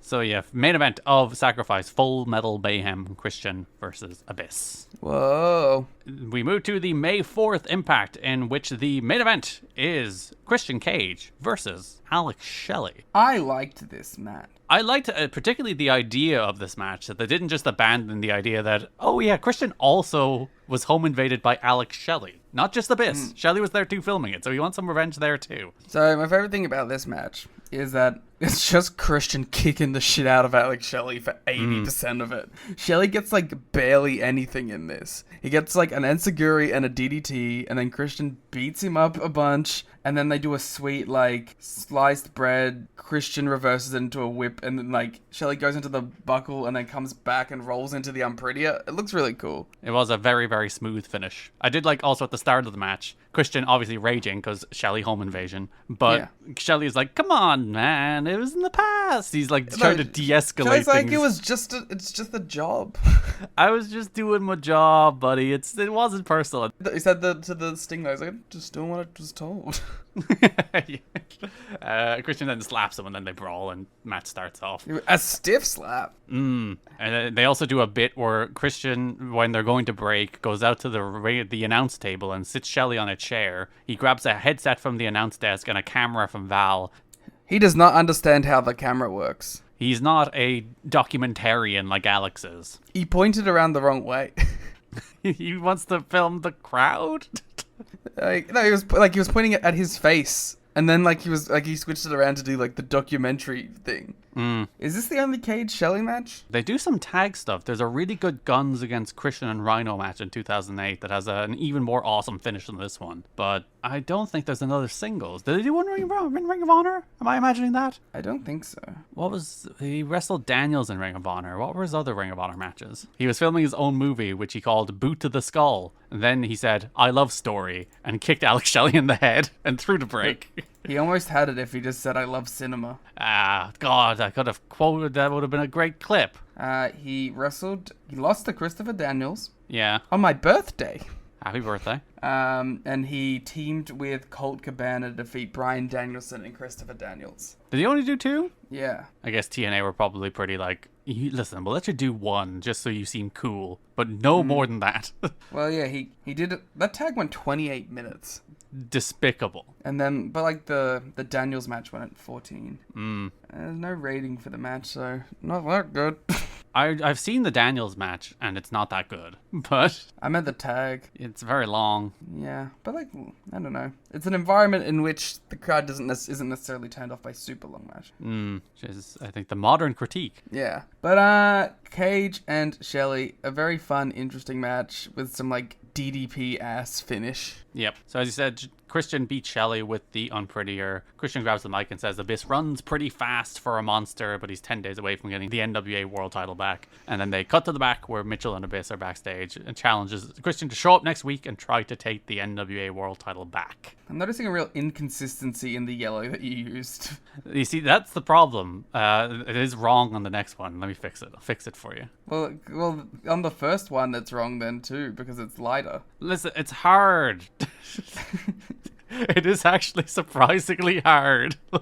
I'm doing my best, man. You just need to have like a key with like all the different colors for the things. Like you just assign all your colors in the broad topics bit, then go back and just copy paste it. That is how I did it, but like you have to fill in the colors, and because when you look at the adding them in Google Docs, it is hard to tell just eyeballing it, the shade. The thing I should do is just use all the same ones along a single row. Yeah. So that I know which one's there. Just do the whole pick one at the start and then just do all of those segments. Like I would probably do row 4 and just do everything's across that row. That would probably make life easier for myself. See, we're in the developmental stage. This is the beta. The Go Home Impact. Abyss faced Chase Stevens. You liked this. It was a little plunder squash. It wasn't announced as a no DQ match or anything, but they let Abyss use weapons, which seems unfair because he's already wrestling Chase Stevens. You shouldn't be allowed to use weapons. I didn't give a shit about it, but it's because, like, to me, the match was like nothing. It was just an angle to get to the post-match, which I think this feud really needed. I thought, like, after lockdown, the story wasn't as interesting, and this big brawl and Christian diving off the ladder was like... After that happened, I was like, okay, I'm kind of like into this now. Yeah, because it's a classic, like, we have 3 weeks until the next show coming out of lockdown. So we want to get another month out of Abyss and Christian, which, fair enough. Probably like 3 weeks doesn't feel like enough to get another challenger credible. Yeah, so it's just like, let's churn this out 1 more month with a stip next time. Well, it had a stip last time too because it was in a cage, but... A bigger stip. Bigger stip indeed. A Christian-specific stip. Some would argue that a cage match is more Full Metal Mayhem. There is more metal. Have they ever done Full Metal Mayhem at lockdown? I don't believe so. They should call it Fullest Metalist Mayhem. The thing people always wanted was like a 6 Sides of Steel Ultimate X. Why didn't they do that? I guess logistically it would be a bit weird. Well, I mean, you could just like attach the things to the top of the cage, I guess. Yeah, well, I don't think they'd be able to bear it. You would still need to hang it from the ceiling in some capacity, I think. We'll work it out. Mitchell isn't accompanying Abyss because he's in a secure location backstage with the NWA World title. Mitchell cuts a promo on Full Metal Mayhem as Abyss pulls weapons from under the ring. Abyss is going to have a little preview here with Chase Stevens, which everyone just is like, fine. Cool.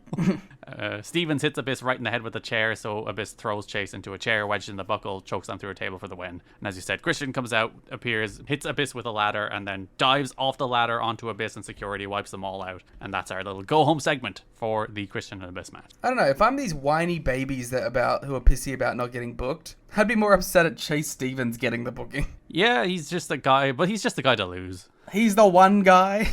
He's just he couldn't have been Elix Skipper. Exactly. Or David Young. Exactly. Could have been Hoyt. Hoyt probably would have made more sense. Then you have to pin Hoyt, I guess. Again, I guess. That does take us to sacrifice. JB has a bitch. God damn it. What the hell? It's not the first time I've slandered Abyss like that. JB has Abyss and Mitchell. Christian must go through a gauntlet of tables, ladders, chairs, and chains. Tonight, click Doomsday to make Christian's death wish come through with a black hole slam through one last table, Liam. The one awaiting him in the morgue. Tables are in the morgue? They're going to kill him. Pro wrestling style tables? They're going to kill him. Awesome. Which, you know what? Usually you'd be like, it's a bit dumb that they're going to say they're going to kill him. But Abyss did try to drown the man last month, so it's actually pretty consistent. Yeah, and he's already the champion, so now he doesn't have to worry about winning the title off a dead man. That's a good point.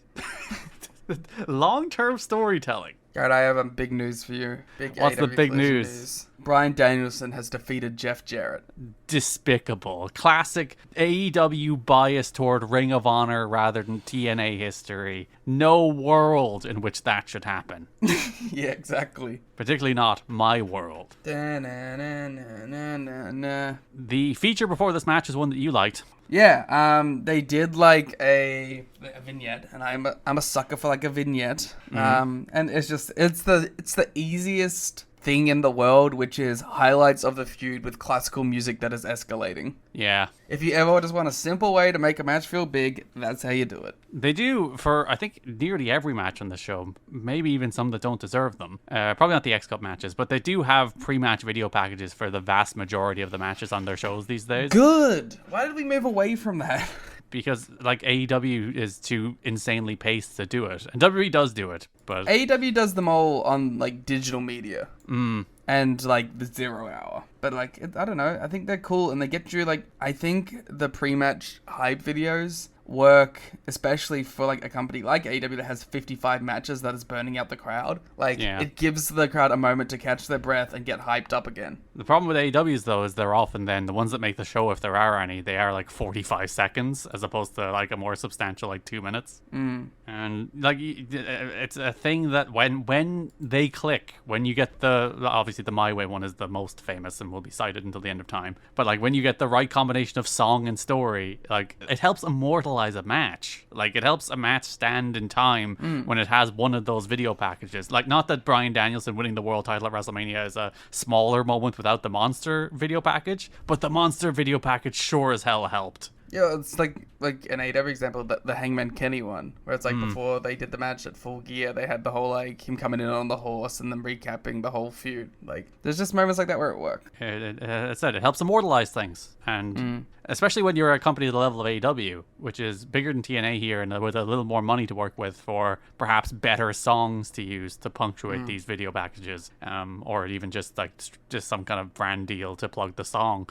And connections to maybe a giant company that has the ownership of most music. No, Warner Brothers don't have any music. Historically, no. I actually think they have sold a lot of it. Yeah, they still have the library, though. They are a well-run company. JB has Christian right before the match, says, carrying around a belt doesn't make you a champion. Ask Jarrett, he did it for 4 years. Oh, you. He said, and they say I don't have jokes anymore. He's very happy with himself about that one. He made Full Metal Mayhem famous. I think that was Abyss and Jeff Hardy, personally. But then he's going to take back his title. And then our main event, Full Metal Mayhem. Christian Cage defeats Abyss to retain and regain the NWA World title. They did themselves some plunder.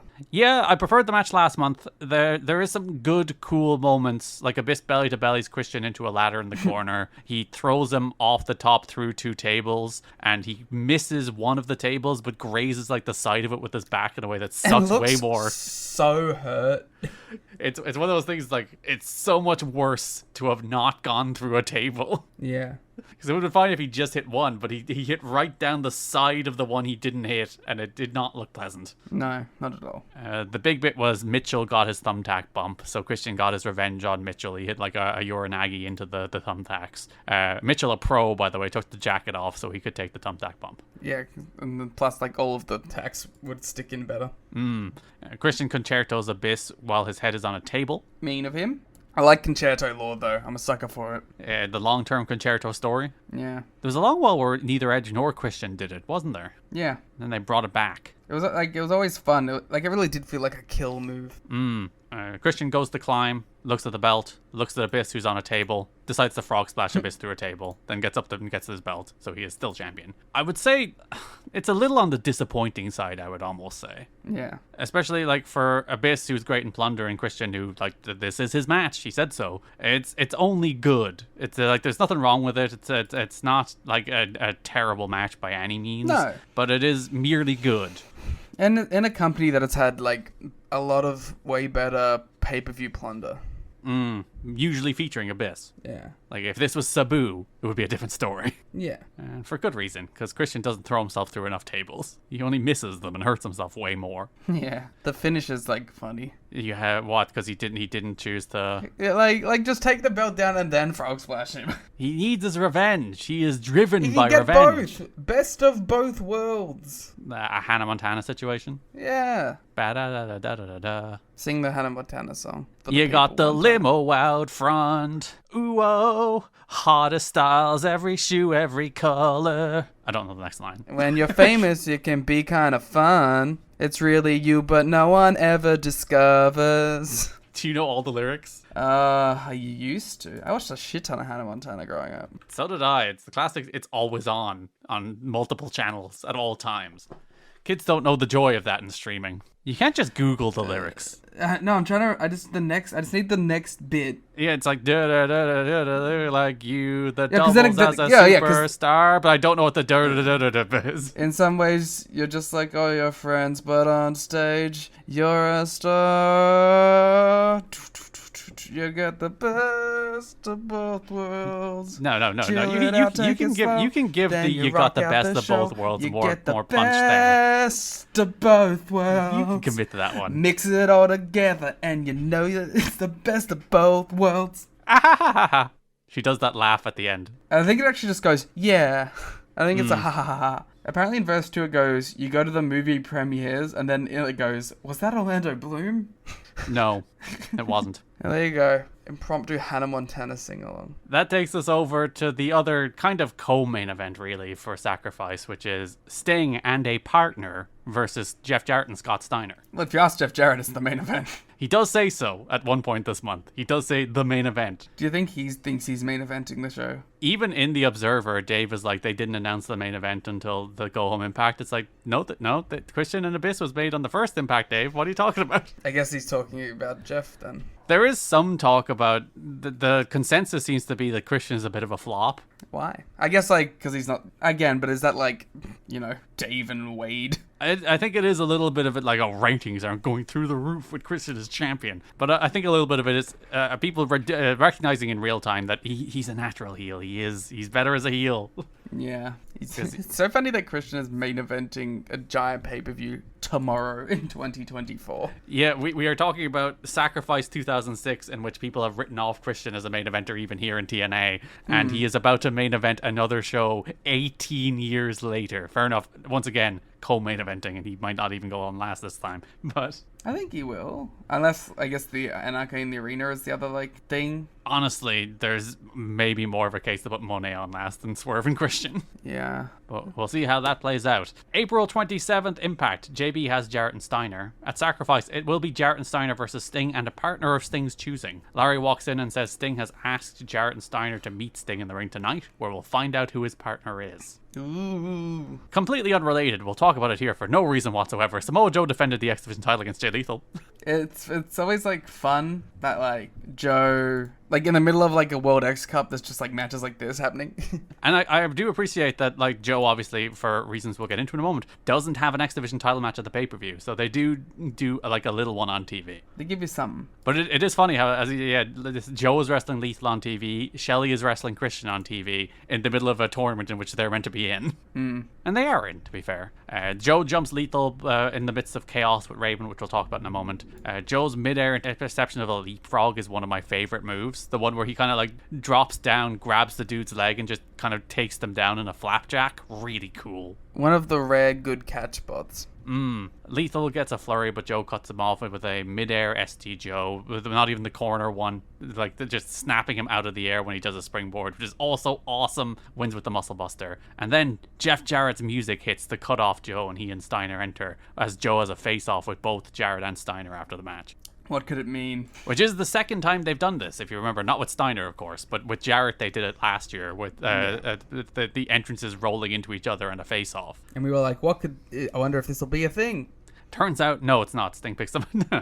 Yeah, well, Jarrett picks. That's the problem. So Jarrett and Steiner are in the ring as Sting enters. Jarrett demands to know who Sting's partner is. Sting says, I'm going to let you choose. 2 tunnels, either side of the building. There's a different wrestler behind each tunnel. Tunnel A, Tunnel B, Tunnel A, Tunnel B. Christy Hemme, you come out here so you can reveal the tunnel. And he's like, Jarrett, you can choose Tunnel A or Tunnel B, or you can also choose neither.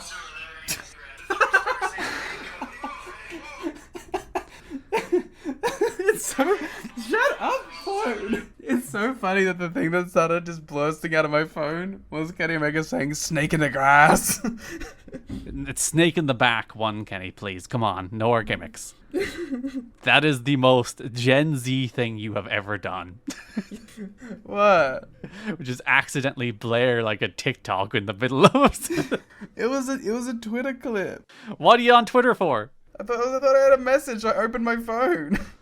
And then it just went to Kenny Omega going snake in the grass. Just playing things out loud in an inappropriate setting like the Gen Z kid that you are. Okay, boomer. I was standing at the bus stop earlier and there was this dude who was just playing TikToks. Like out loud. At a bus stop that had like 10 other people there. It's like, how have we societally allowed this to happen? Was it like very loud or like just on his phone loud? It was just on his phone loud, but still, it's get fine. headphones. Get headphones. That's fine. No. That's fine. Stop interrupting other people with your TikToks. That's fine. Tunnel A, Tunnel B, Christy Hemme. Jarrett can choose neither. It was pretty incoherent, the rules of this game show, by the way. I don't think anyone quite understood what was going on. Because it was meant to be a play on Deal or No Deal. But like, that's not what Deal or No Deal is either. So the idea is Jarrett could choose one wrestler, another wrestler, or bump it to next week by choosing neither. Okay, if it was Deal or No Deal, there would have been 4 briefcases, one representing each week, and then he would have picked the last one. And then boom, like each week, they would be like his reaction to the ones that he didn't pick. Because, yeah, it's because like next week they do it completely differently to this week, and the third week they do it completely differently again. So it's like, well, you did not think through the game show element. It's not a very well designed game show. Like, it could have worked quite easily. You have him pick a briefcase that he has to stick with, and then, like, he gets the results of all the other briefcases, and he goes, aha, cool, I don't have Lex, I don't have Rick, I don't have Buff. And then you have him open it on the last week, and it just says Samoa Joe. It must be noted, Don once again identified Christy Hemme as Miss Playboy April 2005. He knows it well.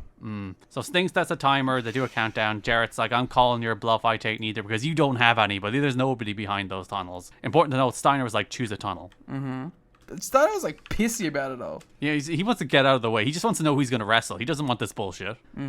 Sting does the big reveal because neither man has been chosen. There is 2 men behind the tunnel and they are both out. But he does big reveals for them anyway. So tunnel number 1 is a former member of the NWO. A former 5-time WCW Tag Team Champion with 4 different partners. I had no clue who this was. He's currently on probation in Cobb County, Georgia, and that's a shoot. That's says a Sting. shoot. His mom was one half of the WCW World Tag Team Champions. It's Buff Bagwell. Ooh. Jarrett calls Buff a top hat wearing moron, which is good. He's just like, screw it. Tunnel number 2, Liam, was a college football scholarship to the University of Miami. Ooh. A member of the Green Bay Packers Hall of Fame. Ah. Was with the World Bodybuilding Federation. He's an international fugitive, and that's also a shoot. It is 2-time WCW champion. It's Lex Luger. Oh. So Luger's out, Buff is out. We punt to next week. Deal or No Deal continues. What a good little payday for these guys. To just come out and do nothing. Yeah. I don't know. It's a fun. I am always pro stunt booking for the most part. Yeah. Like I think it's pretty cool to just get like Lex Luger in, as you said, like when we were covering it in the news. He's not there to wrestle 100 times a year. He's just there to like be a prop in this angle. And it's like, oh, Lex Luger's on TV. That's fun. Sting came up with the Deal or No Deal concept that was played out at the last Impact tapings. The feeling backstage was that he flopped in his attempts at humor and talked too long, so his segments will have to be edited down. Sting is best in small doses, says one TNA wrestler. He did himself harm. He tried to be funny. Instead, he was long-winded and boring. And that's a shoot. That's a good own. I like the way PW Torch then explain that last sentence is meant to be a rib on Sting, who kept saying, and that's a shoot, when he talked about the jail time Bagwell and Luger had served when he's introducing them as mystery wrestlers during his segment at the taping. Way to explain the joke, PW Torch. Well, yeah, because wrestling's dumb and wouldn't get it. I do think Sting lost the thread a few times in these things, but I don't know, he's Sting. Yeah. There's so much you can get away with the sentence, he's Sting. Yeah, he's Sting. May 4th, Deal or No Deal, round 2. This time, one tunnel. Jarrett can say yes or no to the tunnel, and so you can either accept whoever's behind the one tunnel, or once again, punt it one more week to the final week before Sacrifice. Cool. The rules are disintegrating around us. Steiner, a man who obviously transfixed with the idea of odds surrounding Sacrifice, wants to take this deal because he doesn't want to punt it the next week. Yeah, if there's one person you should listen to the math about. He doesn't care who Sting has. Jarrett then cams Steiner. Jarrett then asks if TNA has any insight, and TNA says take the deal. Jarrett calls this match the pay-per-view main event here. He asks the crowd say yes, so then he says no, which is a good bit. Technically, he wasn't lying. Like, he did poll them, and it did influence the main event or whatever. That is true. If they had said no, he would have said yes. Exactly. So we punt again to next week, so this person is null and void. Sting intros them. They are an all-American college wrestler, a top-selling real estate agent, a member of the Board of Education in his local area, and that's a shoot. And a gigantic transphobe. And that's a shoot. And should not be a member of a Board of Education, frankly. 10-time NWA/WCW Tag Team Champion, an outdoorsman no less, as Christy Hemme reveals that it is Rick Steiner. An outdoorsman, which means he likes to hunt and kill. Yeah, which I guess that is relevant. He wants to do murder. I just thought it was like such an interesting note for Sting to add. He wants to kill you. He wants to hunt and kill you. Sting does the Steiner Bros pose with Rick as Steiner and Jarrett bail down the tunnel. And my absolute favorite part of it is if you listen very closely, as they're going down the tunnel, you can hear Scott shout, "He's fat," about his own brother. It's the last thing you could hear before they cut away. You just hear, "He's fat." They did a little pose together in the ring. So then that takes us to Go Home Show. Deal or No Deal final round. Sting has Luger, Bagwell, and Rick Steiner with him. Sting gives Jarrett one final choice. Jarrett is fed up, says Sting is out of partners, and he's like, you can't get Hall, you can't get Hogan, you can't get Nash, you can't get Savage. There then is a very small Goldberg chant. Do you think they were still, like, hoping? Well, they did make him a deal or an offer this month, so it's still in the news, but yeah, it's over. But, like, you think, like, the start of this whole, like, the week one, do you think they're like, yeah, maybe we can still get Goldberg? Well, this was all filmed in one night. Like, this was filmed on, they taped the 3 nights of Impact straight after lockdown to help straight the Sacrifice. So it might be the case that they did film it with Joe and thinking, if we get Goldberg, we'll pivot and just not air the Joe bit. Yeah. But yeah, they did at least commit to it being Joe right after lockdown. So there's not even like, this is where the Deal or No Deal bit falls down, because he kind of offers him a choice, but there's only one guy left. It has to be this guy. Well, it's not a choice. Because they still, like, do the pretense.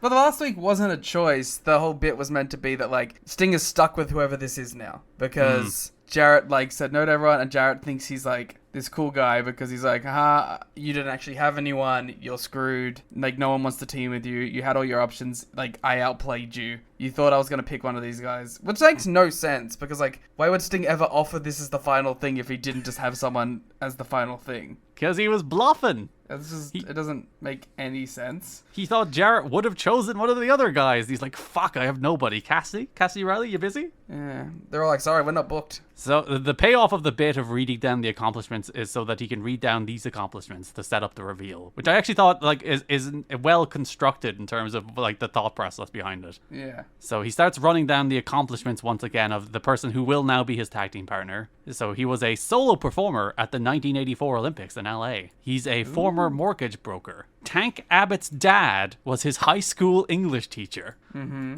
I will say, it's very rare that we have an earnest criticism of Mike Tenay and Don West. It's usually just something silly they say. I thought they were hitting this way too hard. Like, oh, he's got no one. That kind of thing. Yeah, every single time Sting read something, they did a big response being like, oh, he's done, he's over, it's done, it's over. It's like, guys, just let it play out. You don't have to hit this that hard. Just leave it play out. Yeah. And they were pointing out that like, oh, Sting is because Sting was doing a delivery, been like, oh, he's a former mortgage broker, as if he was defeated. And they're like, oh, Sting's been defeated. He doesn't seem happy about this. It's like, yeah, I get that. I can hear him speak. You don't have to tell me. I can see it on the screen. He's a former bouncer in Huntington Beach, California. And then Sting suddenly perks up and announces that his partner will be the Samoan submission machine Samoa Joe to a humongous and entirely piped in pop. No. I think like he got a good reaction, but I think it is the case that because they filmed all three of these segments in front of the same crowd, the crowd even by the end of it with the Joe reveal was just kind of like burned come out. on. Just get to it. So they did pipe in the pop, and it is very funny how loud that pop is compared to everything else in the show. Sting holds up the Joe's Gonna Kill You t-shirt then, as it will be Sting and Samoa Joe versus Jeff Jarrett and Scott Steiner at Sacrifice. So how'd you feel about Deal or No Deal? I mean, I didn't hate it. I mean, it was fun. Like, it was in that, like, it wasn't quite comedy, but it was, like, it was wacky. Maybe, like, all the segments ran a little long for me. But, yeah, that's it, really. Yeah, I feel like it was a good idea that just needed to be refined a little. Yeah. They needed to think a little harder about how they do the setups and reveals. Because, as I said, I do really like the idea that, like, the running down of accomplishments was the way to tee up, like, the bait and switch of it being Joe. It's like, oh, that's actually kind of clever. But then the way they got to that was a little bit clumsy. You could have just thought about it an extra 10 minutes. Yeah, instead of just sending Sting out there and winging it. So that does take us to Sacrifice May 14th, 2006. Sting and Joe prepare for the main event earlier in the show, notably in separate locker rooms. Can they coexist? That becomes the thing that Jarrett and Steiner tried to hit when they are talking to JB. Jarrett is mad that JB thinks Jarrett was one-upped. Jarrett is like, I actually won because Sting can't trust Joe and they can't coexist. And I will say, Scott Steiner cuts his first promo on Samoa Joe here and does not call him fat. What the hell are we even doing? And I was waiting for it. I was like, he's going to call him fat. It's going to be his first promo on Joe and he's going to immediately call him fat. And he doesn't. It's a remarkable restraint from the man. He does call him fat by the time we get to the pay-per-view next month. But fair play to you, Scott. He showed a bit of restraint. Steiner says Joe isn't man enough to beat him and says Joe's winning streak ends tonight. Then Joe also has an interview later. He's like, I don't need to sing Kumbaya to kick somebody's ass. And Steiner built his rep killing people and I'm going to build my rep killing his. Good line. So Samoa Joe and Sting defeated Jeff Jarrett and Scott Steiner in a match that I kind of loved. It's fun. And you do look at like the reaction to it afterwards. They very like people did seem to see it as a star-making match for Joe. That like it's a big ass spot. Yeah, this is Joe's elevation out of the X division. He is still X champ here, but like he is moving out of the X division. He wrestled Sabu last month. He's in with the main event guys now. He's in with Sting and Jarrett and Steiner, like the big guys who have main evented WCW pay-per-views. And not only did he hang, like the dynamic between him and Steiner in particular, you're like, oh, there's something there. Yeah.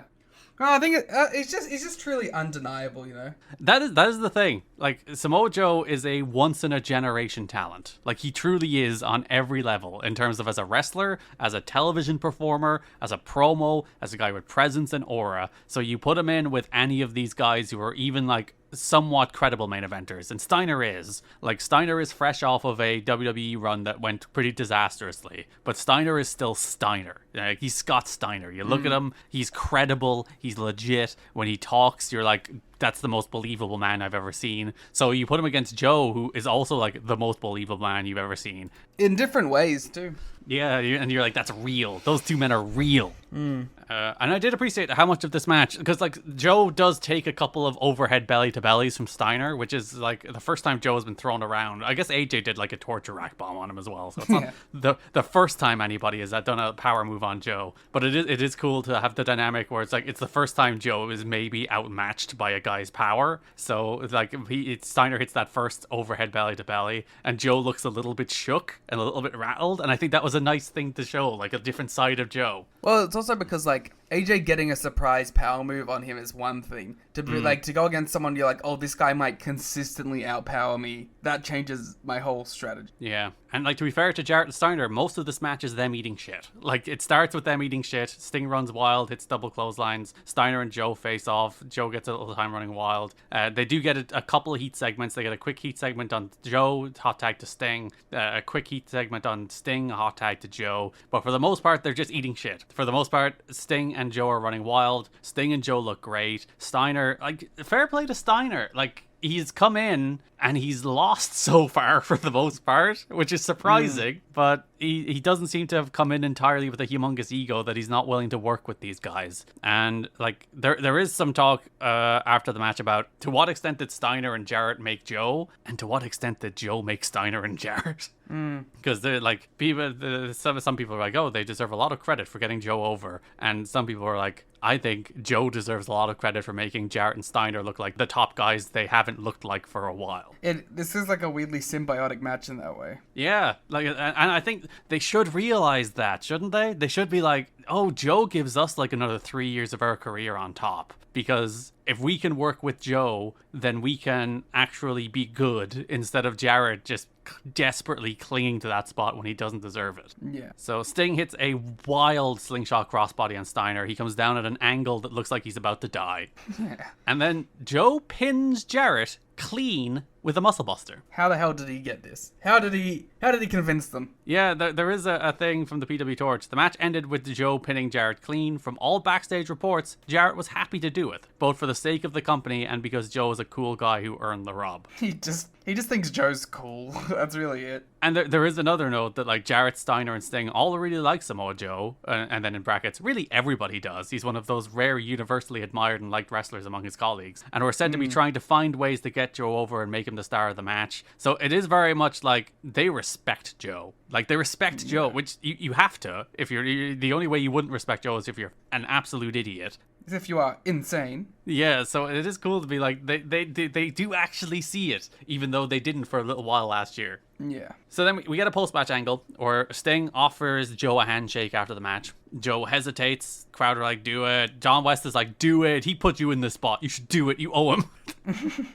And then Joe does shake the hand, and Joe goes to leave. And as Joe is leaving, Steiner and Jarrett attack Sting. Joe has his back turned for nearly the entirety of the attack. They're beating him down. Jarrett hits Sting with a guitar, and that's when Joe turns around at the top of the ramp. The crowd chant Joe. The crowd chant Joe's gonna kill you. And Joe just turns the other way and walks away as they beat the shit out of Sting. So delaying the babyface turn a little while longer. Because, like, I don't know, like, he also is, like, a big evil man at this point. So, like, I don't know, it just feels like it would be a little soon, I guess. I understand why they felt like they should go with Jarrett and Sting. Like, that's the program, that's the feud. Because it's Sting. Yeah. The same reason Sting could get away with those Deal or No Deal segments. It's Sting.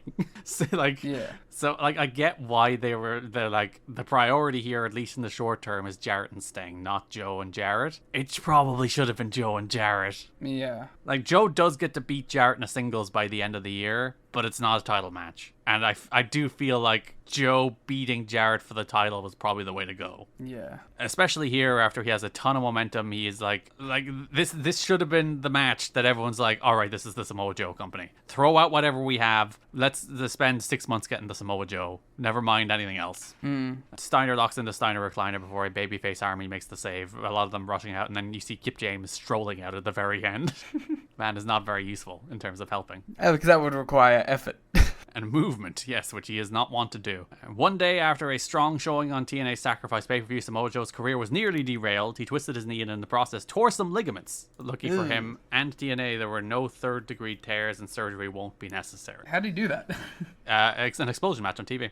Oh. And I believe it was during his entrance as well that he heard it. God, that's gotta, like, make you fearful, doesn't it? Because one, an explosion match, and two, not even doing any of the cool Samoa Joe stuff. It's the classic thing we say over and over again. Joe does all that wild shit and then nearly breaks ligaments in his knee just coming out. That's rough.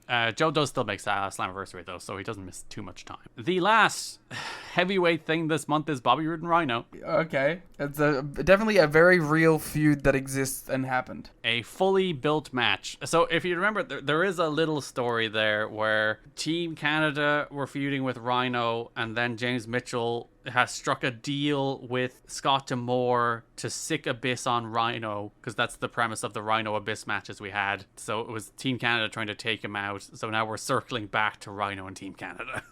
So as we mentioned, Abyss faced Rhino on the April 27th Impact, which Bobby Roode cost Rhino the match with the Northern Lariat. There is also a 6-man tag team main event at the Go Home show that we will talk about when we're talking about the tag title program, really. But there are Rhino and Bobby Roode are on opposite sides of that, leading to Bobby Roode and Rhino at the pay-per-view. Yep.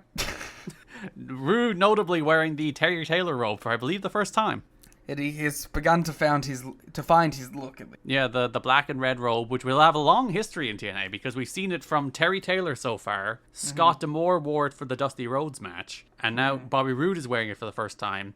And we will see it once again. Rude will wear it for a lot of his run, and we'll see it again in 2023 when Scott wears it one more time for Slammiversary. The lore. Robe lore. There is long-term robe lore in TNA. There is like 20 years worth of it. They start the match brawling on the floor, including a suplex on the ramp. D'Amore poked Rhino with the flag to distract him. He was like jabbing him with it. It was very good. Allowing Rude to push him off to the floor. D'Amore smashed a hockey stick across Rhino's back, which distracted him, allowing Rude to hit the Northern Lariat for the win in a pretty boring match. You've summed it up perfectly. Yeah, like Rude's not there. That's just the reality of it. But like he's not even like on the level of similar contemporaries like your AMW. Like, you know what I mean? Yeah, because when we did the singles push for Harris in 2004, like Harris was a lot closer to being there than Rude is here. Yeah. And Storm hasn't really gotten much in the way of singles stuff, but I think even if you tried to break out Storm as a singles guy now, he would have a lot more than Rude has here. Yeah. And Rude does kind of find his groove, obviously post Beer Money. It would take another tag team for him to find it. But you do look at Rude here and you are like, listen, there's nothing mechanically wrong with him. Like, it's not the case that he's doing things badly, but there's just nothing particularly exciting about him either. And Rhino kind of works to the level of the guy he's wrestling most of the time. If he's wrestling someone good, he'll have something good. If he's wrestling something bad, he'll have something bad. And this is kind of work. All right, let's take things over to the X Division. Let's start with the World X It's a big Cup. X Division month. It is in theory anyway, because we have the return of the World X Cup. Not exactly an in-depth month, but there is a lot of X Division. Yeah, because like this is the return of the World X Cup, so we have the World X Cup tournament throughout the entire month of May, culminating in Sacrifice. So the tournament format is 2 tag team matches, 2 singles matches, and a gauntlet. That's it. It's really bad. They spent all this time putting together all these teams for 2 tag team matches, 2 singles matches, and a gauntlet. Do you think they wanted like bigger plans, but because of the way everything worked out, it just didn't happen? I don't think so. I just think they didn't have enough time to actually do a tournament. Yeah. Because if you remember, like the X Cups, the way they did them in 2004 was they were devoted to a single show. Like the entire pay-per-view would be the America's X Cup or even the World X Cup. So, and even like the first Super X Cup was that same way too. The 2005 one wasn't. That was a month-long tournament. But like, it's just the case they had 3 one-hour impacts to try and cram in a tournament. And you can't do that. Yeah. Well, I feel like, again, it's just like, I feel like you could have found some interesting ways to work around that. And, like, the problem is the way you would have done that is more interesting stuff at the pay-per-view. I think the big flaw ultimately is not the 2 singles and 2 tags. It is the gauntlet. Yeah. Like you couldn't have come up with anything better than that. Because in 2008, they do the 3v3v3v3 match and then the Captain's Ultimate X. So, which is a better way, I think, to do the pay-per-view culmination as opposed to just let's lump them all in a gauntlet. Yeah. And then, like, you get a bunch of guys who haven't, like, wrestled at all. And they're just showing up in this gauntlet now. Yeah, like Tyson Dukes, Magno, a bunch of people who just were not seen at all. Well, Magno was in the tag, wasn't he? Or Incognito, one of them. Yeah, Incognito. Yeah, he's too under the radar for me to notice him. But like, there's a bunch of people in that gauntlet that you see for the first time in the gauntlet, and it's like that's the only contribution they have in the tournament. So April 27th Impact, you do have probably the most fun match of the tournament. It is Team USA's Alex Shelley and Sanjay Dutt versus Team Japan's Haruki Goto and Minoru Tanaka. It's because you almost feel like for a second there's gonna be a story. Yeah, because these are 4 really good wrestlers having a really good TV match. Like, they get a little bit of time. It's not too rushed. And they have, like, just a real fun TV match. And then you're like, oh, if the entire thing is like this, it'll be fun. And the entire thing isn't like this. It's even like the other 2 tags and singles are kind of boring. They're not even that good. Yeah. This is like the highlight of the tournament, which is like a 3 to 5 6-minute TV match. Which is sad. But it is fun. Yeah. And like, well, it's only really fun because of the Shelley stuff. Penzer calls Goto here Haruko Goto. It's close enough. Don calls Minoru Minuru. Again, close enough. Only Mike Tenay should be allowed to actually refer these people by name. The format, by the way, first round win, so winners of the tag team matches gets 2 points. Second round win, which is the singles matches, gets 3 points. And then the gauntlet winner gets 5, and the gauntlet runner-up gets 2. Awesome. So, yeah, D'Amore joins commentary here. PD is taking notes behind him. D'Amore announces that Johnny Devine and Tyson Dukes will be the other 2 members of Team Canada with PD and Eric Young, because A1 and Bobby Roode aren't really X Division guys. Yeah, but there's no limits. But they mean stylistically. He wants a stylistic match, even though Rude was in the X Cups in 2004. D'Amore does note that Minoru and Goto are former IWGP Tag Team Champions, well, Junior Tag Team Champions, but he says Tag Team Champions. Lynn and Saban watch on backstage. Team Japan work over Shelley, but he turns the tide with a missile dropkick senton combo, which is kind of neat, and he gets the hot tag to Sanjay. Shelley drops an air raid crash on Minoru onto Goto. They get a near fall on Goto with a code breaker where Shelley held Goto in place, and then Dutt comes with a moonsault. Goto has a little flurry with a missile dropkick, backdrop suplex, and Olympic slam, but is put down by a Shelley sliced bread, followed by a Sanjay Dutt standing shooting star. Really fun little match. It's fun to see Goto get to flex his muscles a little bit. And Minoru Tanaka is so cool. He's the coolest man on earth. He's the coolest. It's insane how cool he is. He has a real aura about him. He does. He just stands there, cocks his head, and looks like the coolest guy you've ever seen in your life. Does like a little hand thing. You know his little hand thing that he does? Like he sweeps it. It's so cool. He's so cool. It's unbelievable. Shelley and Sanjay, a nice little team as well. They had some fun double team stuff in this one. Just Shelley is like the little snake in Team USA is so funny. Yeah, we'll talk about that when we'll talk about the Nash stuff separately from this and then lead it all together. But yeah, Shelley is just like the guy in the team that nobody likes because he's friends with the Canadians and then also friends with Kevin Nash.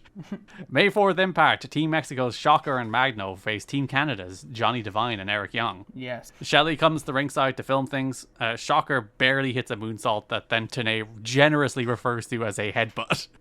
TNA does bring forward Shocker's past with Saban, and Shocker is mad at Shelley filming ringside, which brings forward their rivalry from last year too, that's cute. That's a cute little acknowledgement. And they incorporate into the gauntlet as well. So I think that's fun that they actually respected their history, which feels like it's a thing that TNA doesn't really do. Yeah, because like once people move on, they move on. It's really weird that like the things that happened in 2004 in TNA might as well have not happened in 2006. Well, I think part of it is that a lot of the feuds that do happen, eventually those guys just leave. They don't like stick around as much. And I think the bigger issue is they see like certain points as kind of resets. Or like the FSN era is kind of a reset and the Spike era is kind of a reset. So for the most part, they only treat like the Spike era as stuff that's really important to continuity. Like there is some stuff where like Storm has some offhand lines about how Daniels should tell AJ what it's like to face AMW because he has experience with it. So there is some stuff like that where they do actually, actually reference their history. But it is nice to see them do it here too with Shelley and Shocker, who had a series of 3 matches last year, and they are actually like referencing it and making it matter a little bit. Then we get some little dissension between Team Canada and Alex Shelley, as Shelley goes for a real close shot, ends up hitting Devine. Well, Devine ends up hitting him through an Irish whip, and then they go nose to nose. Yeah, so Shocker pins Devine with a cradle, and Shocker did the same dance he did with Saban with Magno, by the way. Despicable. D'Amore shouts at Shelley, and as now Mexico and USA both have 2 points. Team Canada losing. Yeah, not a good tournament run for Team Canada, even though they end up tying it. Don't worry about it. It is still up in the air regarding the 4th member of Team Mexico. Abismo Negro was supposed to be at the pay-per-view on TV last week as Shocker's partner in the tag team match against Eric Young and Johnny Devine. Nobody had any idea he wasn't coming. He had the plane ticket sent, and when he got to the airport, Shocker was there and his partner wasn't, with the story that Abismo Negro's visa had expired. If true, nobody from AAA ever informed the company, and in Dave's mind it should be incumbent on AAA to inform the company and then send a replacement, although the visa issue holdup could actually be real. So... well, like, it's hard to trust anymore. Yeah, there's talk of Dave where he's like, I don't anticipate them doing this anymore because of what a shit show getting these teams together has been. Yeah. And they do one more, but you can kind of understand why they stopped doing them when you read like the absolute disaster getting a Team Mexico for this tournament has been. It must be like very difficult. Because like you have to coordinate with at least 2 international partners. Like they at least have Team Canada, which is just a bunch of guys they can bring from Canada, or just put the guys they have on TV. So that's fine. And Team USA is fine. So you then have to reach out to a Japanese company and a Mexican company to try and get a Team Mexico or Team Japan, or like pluck some from the UK Indies or something. But all those need visas, all have logistics, all have little annoying promotional concerns, or those companies being crazy. In both the case of AAA and CMLL, I think here. But it is a pain in the arse. And for the sake of the tournament they ended up getting, a pain in the arse that wasn't worth it. Tournaments like this must just be a bitch. Yeah, because like you're getting 4 guys from Japan and 4 guys from Mexico, all who need visas, all who need flights, and you have to sort all that shit out. And then if there's any delay with the visa, you have to find a replacement. Booking. And then booking who wants to lose, who's willing to lose. Some companies, we'll talk about that with it. There's some weird New Japan stuff with Liger. We'll talk about when we get to the PD match. But it's just a pain in the arse. It is just a pain in the arse. But when it goes well, it's cool. But yeah, I don't know. And it is the thing that made them stand out in 2004 in particular, during a pretty rough era for the company. There was at least those international tournaments that gave the show a different flavor, even if they did over-rely on them a little bit. It was the strongest part of it. May 11th Impact, we go to the singles matches as Team USA's Chris Sabin faces Team Mexico's Puma. This was okay. You liked it a little more than me. I just thought it was kind of long. Yeah, apparently Sabin is still a little banged up from when he hurt his foot a few months ago, if you remember that, when he was going into the Makes sense, because I feel match. like he's never really on the shows. Yeah, so he's still cleared to wrestle, but still feeling the lingering pain from that. So, but even then, I don't know. This wasn't very good. As you said, it was a bit long and a bit boring. It got time, which is nice, but then they didn't have a very good match, which isn't very nice. This is where TNA announces that Liger will face PD in the other singles match at Sacrifice, plus a 16-man gauntlet. All the other teams watched on from the ramp. Sabin hits a head station dropkick, wins with a cradle shock. It's fine. I was going to say that I did like all the other teams being like, this is important. It is cool to see that collection of talent on TV, and the group shot of Team Japan in particular. What a cool bunch of guys. Because they're stable in Japan. The guys they brought over as Liger CTU stable. And Liger shows up at the pay-per-view, which brings us to Sacrifice, in which Liger faces Petey Williams. And Liger's in his black CTU gear. And yeah, what a cool stable that is, with Goto and Minoru Tanaka and Black Tiger. It's really funny. I was watching this, there should have been a 3-way, and they should have had Black Tiger and Puma in the same match. What are we doing here? Yeah, and that would have been cool. Why wasn't that the singles match on TV? Yeah, well, I guess they would be scared it's they don't have a TNA guy to hold down the fort. Because there is, again, to give out about the annoying wrestling media. There's a whole feature in the PW Torch about why are they putting these matches on TV? They have no story. I'm I hate all. Oh my god, I hate all of you. I hate you all so much. You're the worst. It's nice to know that these shitty talking points weren't invented. It's nobody knows who these guys are. They're putting them out on TV in matches. Because the Team Canada against Team Mexico match didn't do a good rating, and people are this is why. It's well, maybe it's because it's a bunch of nerds. Yeah. These people are unbearable. But yeah, Liger's here. Yeah, I bet they weren't whining their assholes off about that. He has a pretty good match. It's okay against PD. It's nothing special, but it's a nice little match where the pay-per-view feed went out and they had to replay it later in the show, but not ideal. It's nice to see Liger. Yeah, Liger's just one of those guys where even if he's having, I think this was a 7 or 8 minute match, and it's just Liger kind of playing the hits. Hits a nice dive to the floor, goes for an elbow. PD moves, so he hit a shoot senton because PD didn't move enough out of the way, so he just came crashing down on him. But yeah, it's freaking Jushin Liger. You get the Liger theme song, which is always a thumbs up. It's Liger. What more do you want from wrestling? Yeah, I'm not going to be disparaging about getting a Liger match on a pay-per-view. Minoru distracts the ref, allowing Goto to hit a low blow. Liger hits a reverse choke slam, or reverse rock bottom, whatever you call that, for the win. As the scoreboard heading into the gauntlet matches: Team USA 5 points, Japan 3 points, Mexico 2 points, Canada 0 points. Yeah, Canada, they got no chance, am I right? Yeah, they're never getting out of this tournament with a win. It's not gonna happen.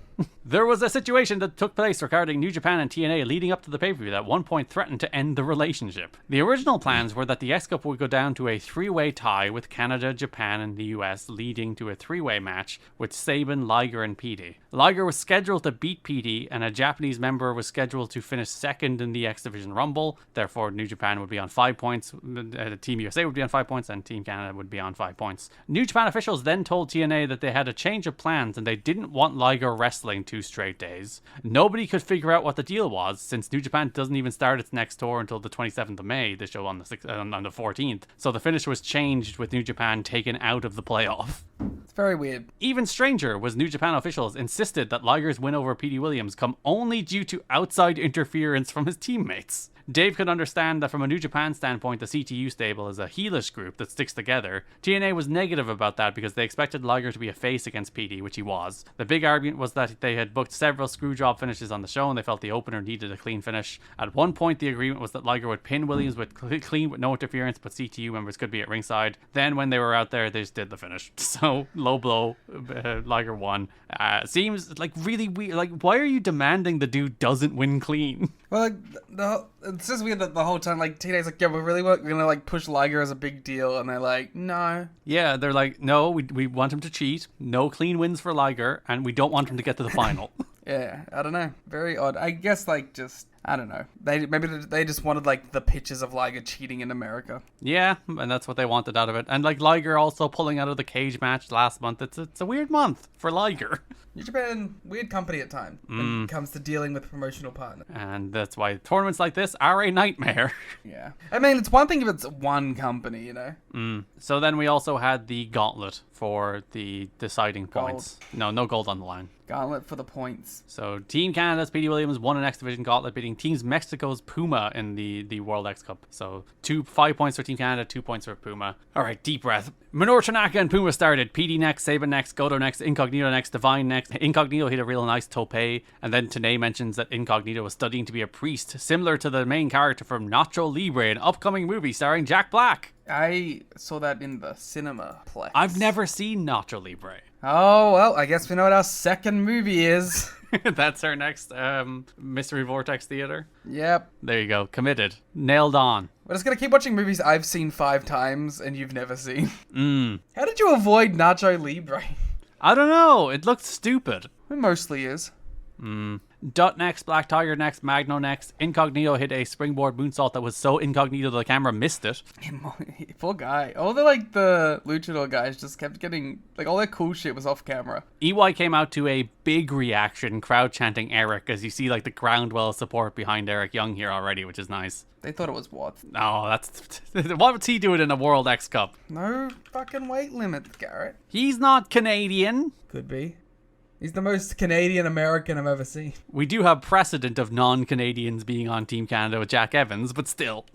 Dot and Incognito eliminated each other. Dot hurt his ankle and doctors helped him out, which was a worked injury, I believe, to cover why he didn't involve himself with Kevin Nash, but we'll talk about that in a second. I did think that was interesting. Because he did a big promo on TV being like, oh, if Nash wants to come, I'll face him. So I think they did the injury to cover for the fact that that's why he didn't confront Nash, I think. And maybe, like, again, that all changed because of the Liger stuff, too. Because then Puma wouldn't have been the second, Liger would have been the second, so maybe there was a Nash thing earlier. Yeah, it might have made more sense without all that changing. Shelly out next. Saban saved Shelly from elimination, but gets eliminated by Divine. Then Shelly throws out Divine. Liger out next. Shocker next. Magno got thrown out during Shocker's entrance, so another off-camera thing for Team Mexico. Shelly and Shocker have a little face-off, calling back to their feud from last year. Shocker took out Black Tiger. Tyson Dukes out next. Shelly eliminates Goto. Lethal is the last guy out. Lethal takes out Minoru. Shelly eliminates Shocker. Dukes eliminates Liger. Followed immediately by Lethal clotheslining EY out. So Tyson Dukes got the privilege of eliminating Jushin Liger from this match. I wonder if that was like a little fuck you to New Japan. Yeah, we're going to have the biggest nerd we can get in this thing, who is only seen in this match, nowhere else in this tournament. He doesn't wrestle, but he does appear in the Team Canada watching the match video. He's just hanging around. He's probably doing Explosion, right? I assume so. But yeah, he's the guy that eliminates Jushin Liger. It is quite funny. Shelly eliminates Dukes. Shelly misses a knee on Petey and crashes out. Puma kicks Lethal out. Puma and Petey are your final two. Petey wins pretty quick with the Destroyer. So Team Canada and Team USA are now both tied at the top of the table with 5 points. Oh my god, how could they have such... It's crazy how they had specifically 5 points on the line for this. And it is funny how in the old X Cups, they did actually specifically state the tiebreak. They said it would be a captain's match in the event of a tiebreak, which it is here too, but they didn't state it in advance. So the one time it would make sense to actually say it was a tiebreak, they didn't. That's because they wanted it to be a surprise. It's classic wrestling. I think that is exactly what went through their minds. If we we say what the tie break is, people will think it's a tie break. And then when it is a tie break, they'll give out to us. Yeah. So yeah, the World X Cup has not been decided. We'll find out next month who wins between Team Canada and Team USA. I'm rooting for Team Canada. Down with America. The other big X Division story this month. On the first Impact of the pay-per-view cycle, Alex Shelley's in a hotel room. And he scored a huge interview, Liam. It's true. He walks up to the door, knocks, he picks up the complimentary copy of USA Today outside the door, and who answers but Kevin Nash. Shelley then says, I got this paper for you. Yeah, I picked it up at the store. So next week, we will get the first part of Alex Shelley's sit-down interview with Kevin Nash. I love that it looks exactly like a shoot interview. It does. It is literally, we took a camera to a hotel room and we're filming him. Like that's a very self-aware sort of parody to do for 2006 too. To be like, let's do a shoot interview bit. Like literally straight out of like a Ring of Honor or a video thing. Yeah. Makes sense with Shelley, I guess, and I'm sure Kevin Nash has done a couple by this point. Yeah, Nash was a favorite of those, wasn't he? Yeah. The You Shoot stuff, which of course, like the what's the name of the dude who co-hosts this podcast? The guy who did the You Shoot stuff. Yeah. Something Oliver. Yeah, Sean Oliver? Sean Oliver, yeah. Yeah, so it makes sense that Nash is aping that style even here. Good bit. So we come back from break and Tenay and West are shocked because this is the first time we've seen Kevin Nash since he pulled out of the Bound for Glory main event. And then, like, my favorite thing is that Mike Tenay's like, yeah, with some medical thing. Yeah, he does throw shade at the reason Kevin Nash pulled out of the Bound for Glory main event. Since a medical emergency. May 4th Impact, we get the first part of the Kevin Nash interview. So, there's a lot going on. Mm-hmm. We start with Nash being like, had a health scare, but then Sting came back, Steiner came back, all of them got their calls. My phone works, I didn't get a call, despite them being substantially below his stature. Yes, this is very important. And we get the Nash doing the bit with the famous bit with with the graph showing all the top drawing champions in the WWF. Yes, he has a whiteboard. Yeah, Hogan, $2 million profit. Brett, $17 million profit. Nash as the Diesel character, well over $100 million, largest grossing champion in the history of the business. Austin, good little run, $50 million. And then Rock, way down to 10. That's where the business plummeted. Nash makes it obvious to note that the NWA spike is bigger than all the rest. Nash says he's not here to toot his own horn, you know? He's just great worker, credible mic skills, handsome, drug-free, a pure champion. Shelley says that's a lot like the X Division, to which Nash just goes, yeah, X Division. That's like filler. Mike Tenay, most pissed man of all time. Yes. He's like, take the graph, turn it upside down, it would be more accurate. I guess technically, yeah. It probably would be closer to accurate. So yeah, this is sensational because it's the peak of Kevin Nash, which is himself taking nothing seriously, but also putting a role that's not meant to be that serious. Yeah. And like, there's of course a bunch of stuff about like, should you do this with the X Division, which I think is fair to talk about in 2006. Like in the moment, it is fair to the like when Kevin Nash is coming in and being like, the X Division sucks. I hate the X Division. I'm better than the X Division. I'm gonna wrestle the X Division. I think it is fair to think about like, is that what you should do here? And the answer is probably no. But also, you know, we're 18 years later. Who gives a fuck? You know? Yeah. It was like the thing is too is like I think, but like Nash is like gets it to a certain extent too, because like when he was doing the stuff on the pay-per-views, he's like, man, this X Division shit fucking rocks and I can't follow it. So like he gets it. Because yeah, the original intent of this was for him to put over AJ. Like it would be this would be the story, and then AJ would be the guy that beats him at the end. Obviously, I think that pivots toward being Chris Sabin instead, whom he never puts over in the end. But like the thing that I think is kind of missed is that Nash is mocking himself. Yeah, like this is all self-parody.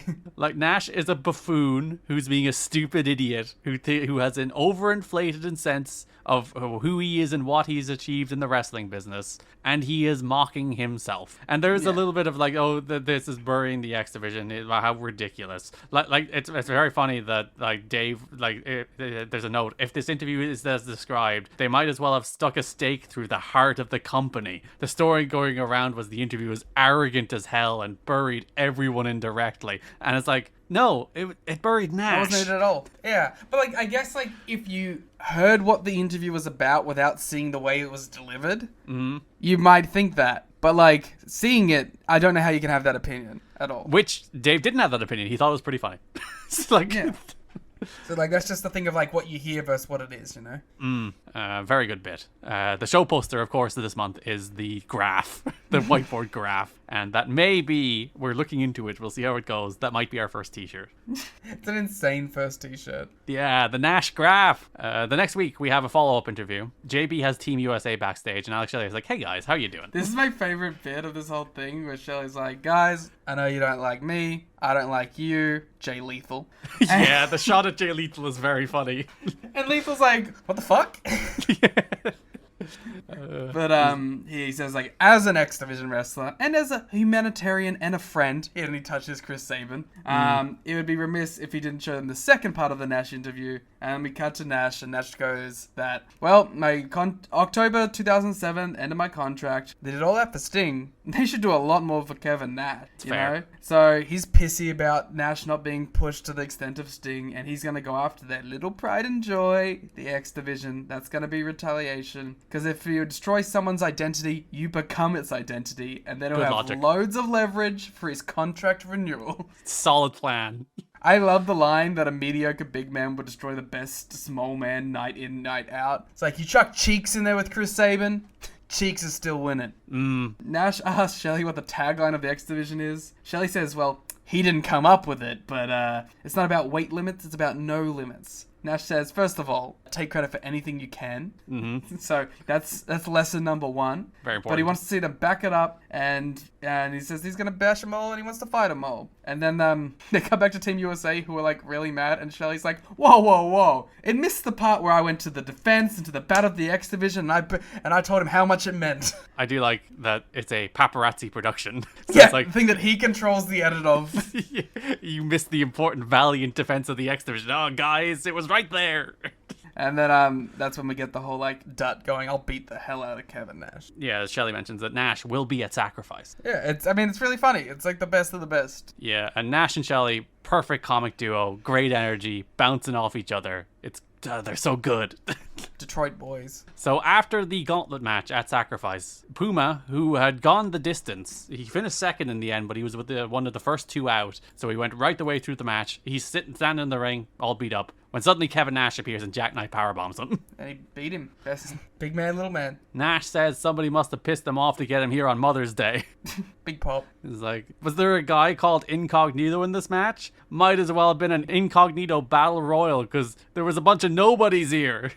Says Puma was the runner-up, and he got no offense in on me. Nash once again reiterates that a mediocre big man would always beat the best X Division wrestler, and says size matters. That's penis. Contrary to what Puma's mother might have said to him, size does in fact matter. I don't know what that implies, Kevin Nash. Yeah, why is Puma talking with his animalistic mother about penis sizes? Yeah. As noted, the original plan was for AJ to face Nash, but it's apparently going to be Chris Sabin next, with a note being Chris Sabin is considered a favorite of the booking committee head Scott D'Amore, so he was chosen for that spot. I'm shocked.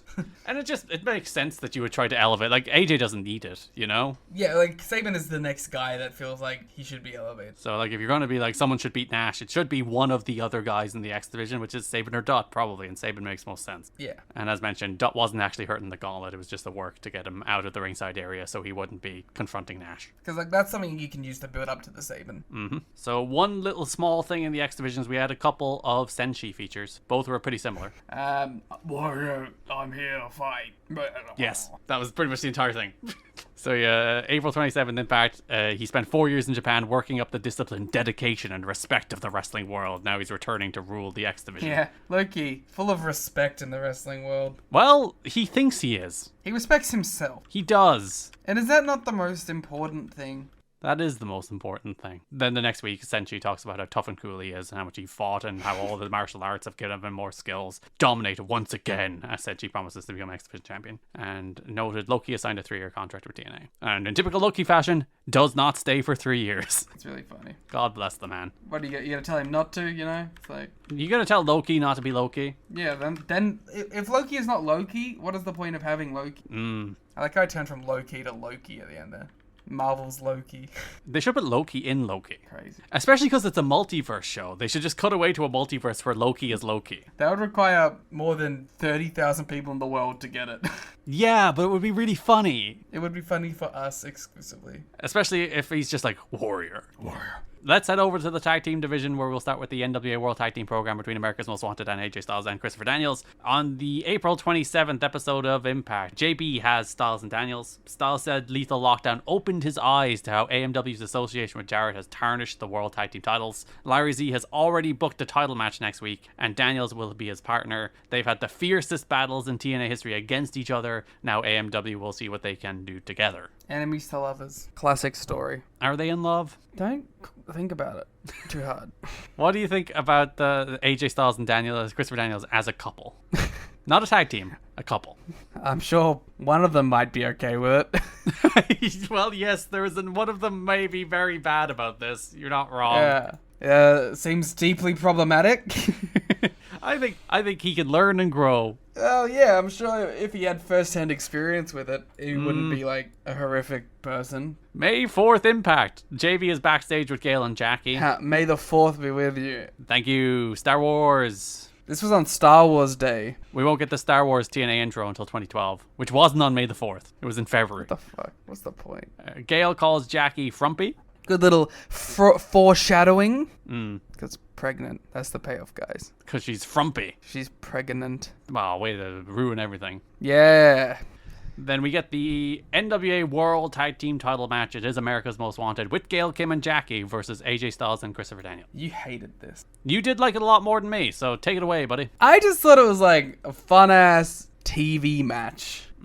Like, it was something that, like, I don't think would be, like, out of place on, like, a Dynamite or something, where you're just like, that was good TV wrestling. That's really just what I thought about it. I just, like, I watched it, and I thought it was a level above, like, the regular sort of shite you get on these shows. And it is, like, this is an episode of Impact that had this match, a cool tag team title match, and also Christian Shelley was the main event of this show. So it's like, oh, look at these good matches on TV. Yeah, again, we haven't really done, like, a full month sort of feelings thing yet, but I thought this was about as good as it gets. In terms of, like, good matches, decent stories. Fun shows that don't feel like they drag. Yeah, and then a pretty good pay-per-view. Not a great pay-per-view. I think, like, maybe on the lower end of their good pay-per-views, but still an easy enough watch. Storm's ribs are still taped from Lethal Lockdown after the top of the cage stunt, which Mike and Don put over. The crowd get in our monthly Brokeback Mountain reference as they chant Brokeback Mountain. They're cowboys, gay, etc., etc. Styles ducked a super kick into a torture rack bomb on Storm, but Harris pulled the referee out. That's what looked awesome, by the way. Daniels takes out Harris with a dive. Gail goes for a top rope Rana, but Styles repositions her for the Styles Clash. And then Gail hits the fucking Dragon Rana. Yeah, Storm nails Styles with a super kick, and Gail just snaps Styles over. And then Storm pinned... I know he hit the super kick beforehand, but Storm did pin AJ based on a Gail Kim Hurricane Rana, which I kind of loved. Which was, yeah, it was awesome. That, like, Gail's move was the move that led to the win, not Storm's, which is kind of cool. Yeah. And yeah, Styles taking that move looked awesome. Yeah. Styles knows how to contort his body midair. Shocking to tell you. Well, not anymore, but back then he did. So AMW retain through outside interference. How do you feel that the currently in 2024 they are doing the like AJ final run bit? It feels like he shouldn't be in his final run, but also he's 47, so of course he should. Yeah. He's got enough money. Get out while you're still not like dying, you know? It is one of those things where like I have to accept my own aging with AJ coming toward retirement. Because like he was the hot young guy when I was young. So now I'm old and he's also old. And it's like, no, that's not how that works. I'm still young. Nope. But AJ, I said this last month, I'm going to say it again. AJ, go home. AJ, one more time. AJ, please. I feel like it's too small for him, unfortunately. I don't even need a run. Like, I don't need him to spend 6 more years in TNA. Just one more, you know? Just one more get ready to fly. Do you think, like, they do a bigger building for that? You should. Yeah. If you're, like, AJ but Styles also, last like, TNA you know what the match. problem is? What? All his contemporaries are in the other company. He can wrestle Frankie. Yeah, but like all his Joe. Frankie is like his best friend. You can do both. Yeah. You can like get him on All Lin versus Joe or something. Well, he's not doing it. Well, he would have to leave WWE. But I just need one more, Liam. I just need one more. Get ready to fly. Just one more. Oh, we'll see. Later in that episode, Larry Zbyszko books a rematch, Styles and Daniels versus AMW for the tag titles at Sacrifice, but this time with Gale and Jackie banned from ringside to even the playing field. Should have banned them from the bloody building. And then main event of the Go Home Impact is Rhino, AJ Styles, and Christopher Daniels versus the team, Liam, of America's Most Wanted and Bobby Roode. America's beer. Just stop it there. America's beer. American beer. Beer wanted. Beer wanted. Money most. In America. Or most money, actually, is pretty good. Most money wanted. Or most beer money? I don't know. Beer wanted mostly in America. Perfect. For money, purchasing goods. Beer wanted for most money in America, purchasing goods, or whatever you said. Face Rhino, Styles, and Daniels. It is the AMW Beer Money Dream Team. Together, as a trio. Woo! Jackie's not at ringside. It is funky to see them all together, even though I don't feel like they did a whole hell of a lot. She was sent to get coffee in a more kind of Larry and Raven segment that we'll talk about in a minute, Jackie, so she's not at ringside. Harris tries to handcuff Don West before the match. Again. So yeah, it's a thing where Harris, every time he comes out, he shouts at Don. He goes over to the announce table and shouts at him. But this time he tried to latch the handcuff onto him, which is very funny. No one else has really done the handcuff as their weapon of choice, huh? Did Big Boss Man, maybe? But he was more the baton. Yeah. So no, someone should bring back the handcuffs. Because they're cool, because they can also be used as knucks. Yeah. Heat on AJ before he hits a flying forearm and gets the hot tag to Rhino. Rude Northern Lariats Daniels, but then eats a Pele. Super kick to AJ. Jackie runs out with coffee. Jackie throws the coffee in Storm's face, and Rhino follows with a gore for the win. For a person being blackmailed, Jackie is very insubordinate. Yeah. Well, she's got nothing to lose now. Or she has everything to lose. You know what's stupid? What? That, nothing to lose and everything to lose essentially means the same thing. Does it? Well, because, people use it as, they're I'm taking a stand thing, right? They'll be I got nothing to lose, I'm going all out. Or they'll be I have everything to lose, I need to do this. But I feel like people generally who have everything to lose don't then go all out. They try and do everything in their power not to go in at all. But you are right that in a position where you are forced to go in both instances you are encouraged to go all in. I go double or nothing. I go full gear. I go revolution. We do then go over to Sacrifice, where JB has AMW, Gale, and Jackie. Jackie is once again crying. Harris tells her to shut up because it's not about her. It's about them. Quit your whimpering, woman. And then she's there's no crying in wrestling, woman. They're sick of these teams jumping together to get a title shot, which is, I was thinking about that, because they faced Sabin and Sanjay, but they also faced Truth and Rhino for the tag titles. So it's oh yeah, they are kind of facing thrown together teams for a while. He also is Jackie, if you ever cost us a match again, I'll fucking murder you. Yeah, it's stop it. Which is fair. She has cost them multiple matches. She does then announce that she's pregnant. And I like how, no one gives a shit. JB says congratulations. Yeah, but, Harris and Jay still whatever. We've promo. But yeah, Gail's I'm sick of you, you're fired. We didn't talk about it, but in one of the other promos that they did where, Beer Money were with, Team Canada, there's a great bit, the Storm bit. Which one? Where, Storm falls off the chair. Oh, yeah, because he's drinking. Yeah, he's drinking the beer on top of the chair, and then, he falls off, and that's when Harris says, "No more beer for Storm." We'll talk, because I put that in the Raven and Larry category, so we'll talk about that in a sec, but yeah. It was just a really funny bit. And also why Storm, clearly is, the better part of both teams, because he just brings that energy to it. Because he has actual personality and charisma, which Harris and Rude kind of don't. Yeah. Though Rude did a better job of finding over time. Well, Harris didn't really have a chance. Which is a shame. But yeah, JB says congratulations, and Gale is you're fired. You're pregnant, you're fired. Which is a lawsuit. Jackie Gaeta announced on her website that she is pregnant with a baby boy who is due at the end of the year. Charlie Haas said he got the news on the same day he got the offer to return to WWE. So it's been quite up and down, as they both found out on the day they got back from their honeymoon that they were both fired from WWE. So it's been a wild run for this poor couple. Given that TNA is run by a woman, and even if it wasn't, I don't see Gaeta's job being in jeopardy once she's ready to return. Dave, she never returns. Also sexist. Women can be shits too. Yeah, women can be evil capitalists too, Dave. Yeah. I'm not sure is it a choice from Jackie, because I think the only other wrestling she ever does is the WrestleMania 2009 Battle Royal thing that was mostly interrupted by a Kid Rock concert. Did she do that? And she was in that, I think, yeah. It's hard to know because none of them got entrances, but... Yeah, they were really They're struggling for 25, huh? Yeah, so like Jackie hasn't been pretty involved in wrestling these days, so maybe she was just like, I'm just gonna be a mother and maybe get a real job. Well, didn't we mentioned that they opened like a thing? They had like a nutrition thing or whatever. Who did? We Charlie Haas and Oh, that time we did the full in-depth Jackie Gaeta career retrospective. yeah. I don't remember that. I appreciate you remembering the details. They had some sort of business. Hopefully all's well in the Gaeta Haas household. Are they still together? They might not be. I think we also found out they were divorced. Aw. So not all is not well in the Gaeta Haas household. Well, they might be perfectly amicable. But it's not a household anymore. They were divorced in 2020. Aw. Or fine. I guess divorce isn't inherently sad. Looks like Jackie Gaeta, well, allegedly, it's Wikipedia, never remarried, but Charlie Haas did. 2 2 years later, though, that's still 2 years is a hell of a turnaround. Yeah. After a 15-year marriage? And they had 4 kids together, didn't they? Yeah. Straight back in. Judging I Charlie guess Haas's with, life choices. you're 50, you know?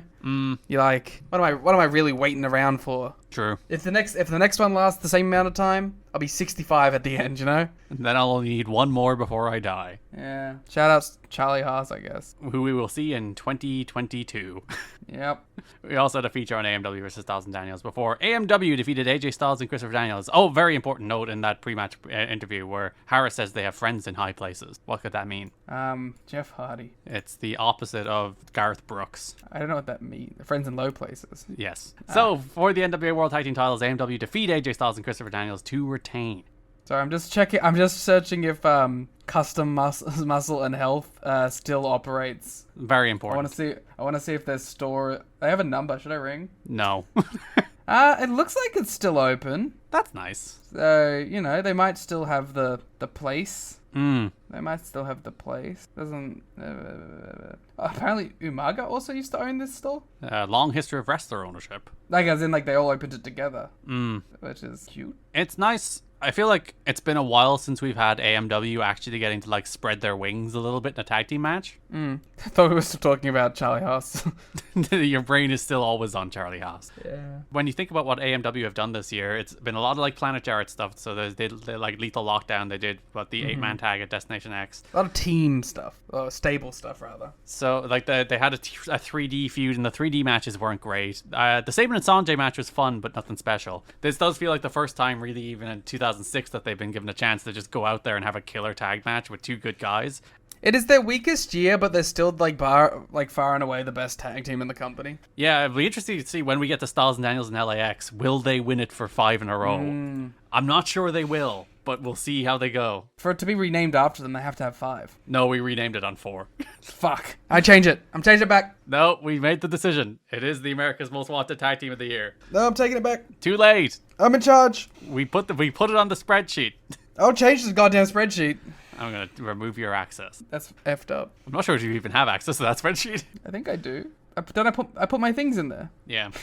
It is nice that we did just get a damn good AMW tag team title match on pay-per-view for the first time in a while. Yeah, it has been sorely missed. So Gale and Jackie are banned from ringside. Styles and Daniels run wild. Heat on Daniels, hot tag to Styles. The match breaks down. Styles hits a springboard from the ring into the crowd on Harris. In typical AJ fashion, it looks wild. Storm hits AJ with the Eye of the Storm off of Harris's shoulders for 2. Daniels hits the BME and AJ falls with a frog splash, but Storm kicks out. Storm hits AJ with a super kick, but Daniels makes the save. Daniels hits the Angel's Wings on Storm, but Harris makes the save. Harris dumps Daniels over the top, but they take the ref with them, which was kind of an awesome ref bump. Because the one where he just like threw him over, but like somehow Rudy got like clutched in between them, and all 3 of them just went tumbling over. Sounds terrifying, to be honest. Yeah, it's a lot of men falling at once. So the second the referee is taken out, you see a club just drop into the ring from the rafters, a billy club. Impressive throw. Yeah, because when you look at Gale, I don't even think she's like directly above the ring. No, she's not. She's not above it. She's like out over the crowd. Yeah, so it's not even like just a drop it straight down. No, she had to throw. So she had to hit that ring. And I assume Gale threw it. Maybe they worked the throw. Maybe someone else threw it, but... Or maybe it like dropped from the top, but like they acted like she threw it. Yeah, because you didn't actually see Gale throw it. You just saw it fall in the ring. But I'm going to give Gale credit. Gale threw it. It was great. So because they had friends in high places, Liam. Remember? Payoff. Storytelling. Cinema. Every time they do this match, I think AJ and Daniels win. Yeah. And then I'm just thinking, oh, they just keep losing. AMW retain once again, because Daniels goes for a split like moonsault on the floor, but Harris sidesteps him and carries his momentum into the rail, which looked really good. And then Styles hits Storm with the Styles Clash, but then Harris clocks him with the club and reverses the pin for 3 as AMW retain, once again, the World Tag Team title. Real good match. It goes into the AMW compilation DVD tape. Yeah, it's nice to have AMW back. We haven't had this AMW in a while, as we said. And it's not like they've had bad matches, but it's just they just haven't been in this kind of match for a while, just defending the tag title straight up. And this rocked. The next up is James Gang and Team 3D. James Gang family drama? No family drama this month, just regular drama. James, I mean, it's 2 segments basically. Can I summarize it real easy here? Sure. So we start it's a follow up of the AMW Daniel Styles match. You have Team 3 coming out. Bully's like, we're fighting, we're warriors. Then they're all pissy because a thrown together team like Styles and Daniels got a tag title match before they did. They're great wrestlers, but not a great team. And they say oh, we're the greatest, we're the most decorated of all time, blah blah blah. And then the James Gang come out, and BG James is he apologizes, and he's like, hey, you guys called yourself the most distinguished tag team in wrestling history, but you've never beaten them. And then Bully's like, yeah, except for our first WWF tag team titles. And then BG James is like, oh, we sold out Madison Square Garden 47 times in a row. And you guys, you couldn't even draw 350 to a bingo hole. And everyone's like, oh. Then Bully says they could never get over in the bingo hole. And then they do bingo comedy and they high five because they're friends despite all this, I guess. Yeah, I think this is meant to be banter because he's like B58 for C42, and then like ha ha ha ha high five, and it's like fuck you all. Yeah, it's stupid and it's so cringe. It's not funny. It's not entertaining. It's between 2 teams I don't particularly give a shit about. Whatever. And then they have the match. Yeah, they challenge him to a match at Sacrifice. They do a face off that BG then kisses Devon. He kisses him, gives him a little kiss. Good bit. Oh, then yeah, they get to the show and they do a whole politics, which Dave referred to as very funny. He referred to this Team 3D interview with JB as very funny. I mean, it was funnier than the James Gang promo. So Bully is like, you never forget where you were when you find out about 9/11 or when Bush got elected for a second time. Am I right, guys? When OJ was not guilty, and then Devon was like, wait a minute, dude. He wasn't guilty. To which Bully responded, he whacked that white girl and you know it. Aha. And also the other thing that you never forget where you were is when they beat the New Age Outlaws for the WWF tag team titles, and they're the best tag team. Cool. Then they have a match. And the match is bad. BG does a hip toss into a drop kick, and then Bully is like, you know how to do a drop kick? Bully then himself does a drop kick, and he is very proud of himself. And sweat pours off his face like a tsunami. He looks like he as gassed as a wrestler has ever been by doing a single dropkick. It's very funny. BG hits Devon with a pipe, which is how 3D apparently beat them in the WWF for the win. James Gang beat Team 3D. WWF lore in my TNA. Like, listen, it's the James Gang at 3D. If you're going to do it, which you shouldn't. But if you are, you might as well reference the history. What else are you doing it for if you don't? But also, don't do it. Once again, I say that I would simply book BG James to do violent brawls. With Bully. Him and Bubba would have a good brawl. They would have a good, brawl tag match. They have a significantly worse segment next month that you can look forward to. Cool. In which one of the performers may perhaps do blackface. To be fair, 3 out of 4 of it, I believe. And not the on the edge, maybe blackface, maybe not blackface we had at Lockdown. This is thorough and notable. You can post the GIF of that one to your account. No, you can have that one. No, you can. No, you can go that one. You can have those numbers. Hey, you're the TNA guy. I'd hate to step on your toes. We close things out with Larry Zbyszko and Raven. Which is just Larry Zbyszko repeatedly getting scared. He flees in terror from Raven multiple times. To be fair, Raven looks like a fucking freak, so... April 27th, Impact. During a backstage interview, Larry asks JB if he's seen Raven in the building, and JB says no, he has not seen Raven. Cool. Before the X Division title match on that show, which was Samoa Joe against Jay Lethal that we talked about earlier, Larry was meant to present the belt to the winner, but then Raven appeared and chased him out. Fun. May 4th, Impact. Larry joins Mike and Don before to announce AMW versus Styles and Daniels. I like that he's like, I'm just getting sick. Yeah, he's very hoarse for some reason. He's like, the probation is affecting my voice. I chose to think like that's his excuse, but it's actually Raven. Like he's just like in constant fear and anguish and it's tearing him apart. So this is where Larry announces Styles and Daniels versus AMW for the tag titles at Sacrifice, but then Raven appears and jumps him and chases him. Yeah. And then go home show. JB is backstage with Team Canada and AMW. Jackie is crying again, so everybody shouts at her and gets entered to get a coffee. This is where Storm falls over drunk. He just like trips on the chair and then he tries to pour out the empty beer into his mouth. Larry walks in and asks for help with Raven. D'Amore says he has no interest. But actually, you know what? My boy A1, he's got nothing to do lately. You think you could give him something to do? How about he take out that Raven guy? And Larry agrees. And Larry's like, please, fucking anyone. Yeah, anybody that keeps Raven away from me is good and fine and dandy. That keeps him away from me for like 4 seconds. Which does take us to Sacrifice. Before that match, JB has Larry in A1. Larry has a good life making decisions and playing golf. Everything was going good for him. And then Raven showed up and ruined everything. A1 is like, Barry, I've got Raven covered. It's like, it's Larry. Slick Johnson then comes in and reveals that the new face of TNA management will be revealed at Slammiversary. If you remember, Christy Hemme handed that note to Mike Tenay and Don West, revealing that last month and also putting Larry on probation.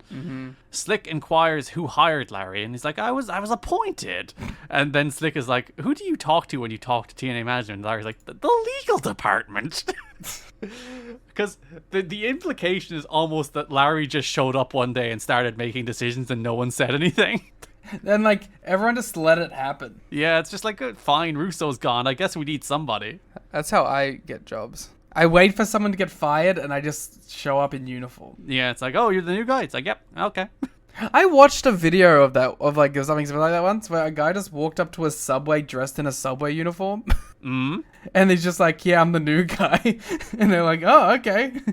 I feel like most of the time somebody does that, they intend to do crimes. I guess technically it's a crime. It is trespassing, at least, I'd imagine. Slick announces that he knows who the new face of TNA management is. He's like, oh, it's Roddy Piper. And Larry's like, Piper? And he's like, nah. And then he's like, it's Russo. And Larry's like, Russo? That guy's a waste of time. I hate him. And he's like, nah, it's not Russo. And then he also teases Warrior.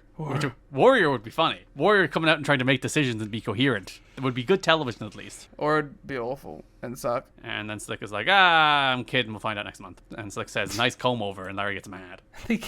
Slick, like, repeatedly calling him bald is so funny to me. He is a bald man. He is allowed. It's bold on bold crime. Because, yeah, there's a bunch of it last month as well, where it's just like everyone's pointing at Larry Zbysko's hair, and he's like, stop it. He said, like, what did he say? That you got it, like, work done on your hair? So leave poor Larry and his hair alone. But yes, then we get Raven versus A1. Tell me all about this one, Liam. They had a match and Raven won. Raven did a code breaker. And he did. And you were, like, shocked and appalled. Well, it was a backstabber, but he's never done that. You said he did, and he's never done a backstabber. He does. I don't remember him doing a backstabber. He does. He's trying new moves. I'm giving him credit.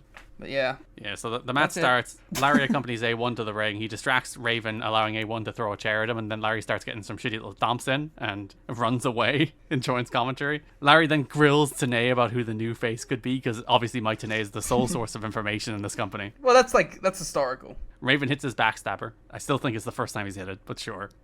His patented classic backstabber that he always uses. Larry tries to interfere, but A1 accidentally bumps him off the apron. Raven wins with the Raven effect. Larry gets on the mic after the match and he challenges Raven to settle it right there, right now. As Raven gets in the ring, Larry starts dropping some knees and security separates them. And then in my favorite visual of the month, Larry chucks aside 2 security guards and lunges onto Raven in a classic like pull apart, but Larry Zbysko's like a 105-year-old man. But also it makes no sense. Like this whole time he's been running for the guy, now he's like, yeah, I'll throw fucking hands, let's go. Yeah, he's sick of it. Well, he was being held back by security at the time when he lunged at him. But yeah, he is just like, all right, listen, he's terrorized him, Liam. For the last month, every time Larry has shown up, Raven has run him off. Yeah, but like he suddenly decided, now I'm going to fight back? Yeah, You have to confront your fears at some point in life, Liam. You have to face them head on. Never. So Never. instead of them tormenting you, you can torment them. You regain control. You regain power. You regain ownership over your fears. No. He's not at all going to get his ass beat by Raven. So yeah, that is the month that was Make Sacrifice. You enjoyed this month? Yeah. Very easy watch this month. Not like a killer pay-per-view at the end, which is like what separates the really good months of TNA, which is like adequate TV but good ending. This was more like adequate TV, adequate pay-per-view. Yeah, I like, for as much as there is talk that they don't have an identity, I actually think they've settled into a nice little groove with the right sports entertainment-y elements. Where the Deal or No Deal segments were a little hit and miss, but like there was a good idea there if they had worked. The Nash stuff is really funny. Then you get like World X Cup stuff. Styles and Daniels AMW is a really good tag team program. All the Jarrett Steiner against Sting and Joe match was really good. In theory, the Abyss Christian stuff was good, even if the match was a small bit on the disappointing side. It is like I think there's a good mix going on at the moment. Yeah. We will be back in the next few weeks with a new episode of Rain Takers in your Patreon feed, a new episode of A Gift of the Pods in your Patreon feed, and as we decided earlier, Nacho Libre being our next Yeah, we get to see racist Jack Black. Mystery Vortex Theater. So that's all coming your way before eventually we will deliver the Slammiversary 2006 episode, if you've got to be kidding me, coming after all of that. You can subscribe to us on Patreon, patreon.com/kiddingme or tnachat.com, where you can support the show, give us a few bucks, and get a lot in return. We have, I think, over 140 pieces of exclusive audio to dig into and on Patreon at this point. So it's pretty good value for money if you've not yet jumped in yet. There's a lot of stuff you can go through, a lot of full series you can listen to for just $5, $10, or $1, depending on your preference and what you would like. Follow us on Twitter at TNA History Pod. Follow me on Twitter at Garrett Kidney. Follow Liam on Twitter at The Gleek Window. Subscribe to us on YouTube at You've Got to Be Kidding Me, or on TikTok at TNA History. Thanks for listening, and bye bye. Do damn things, etc.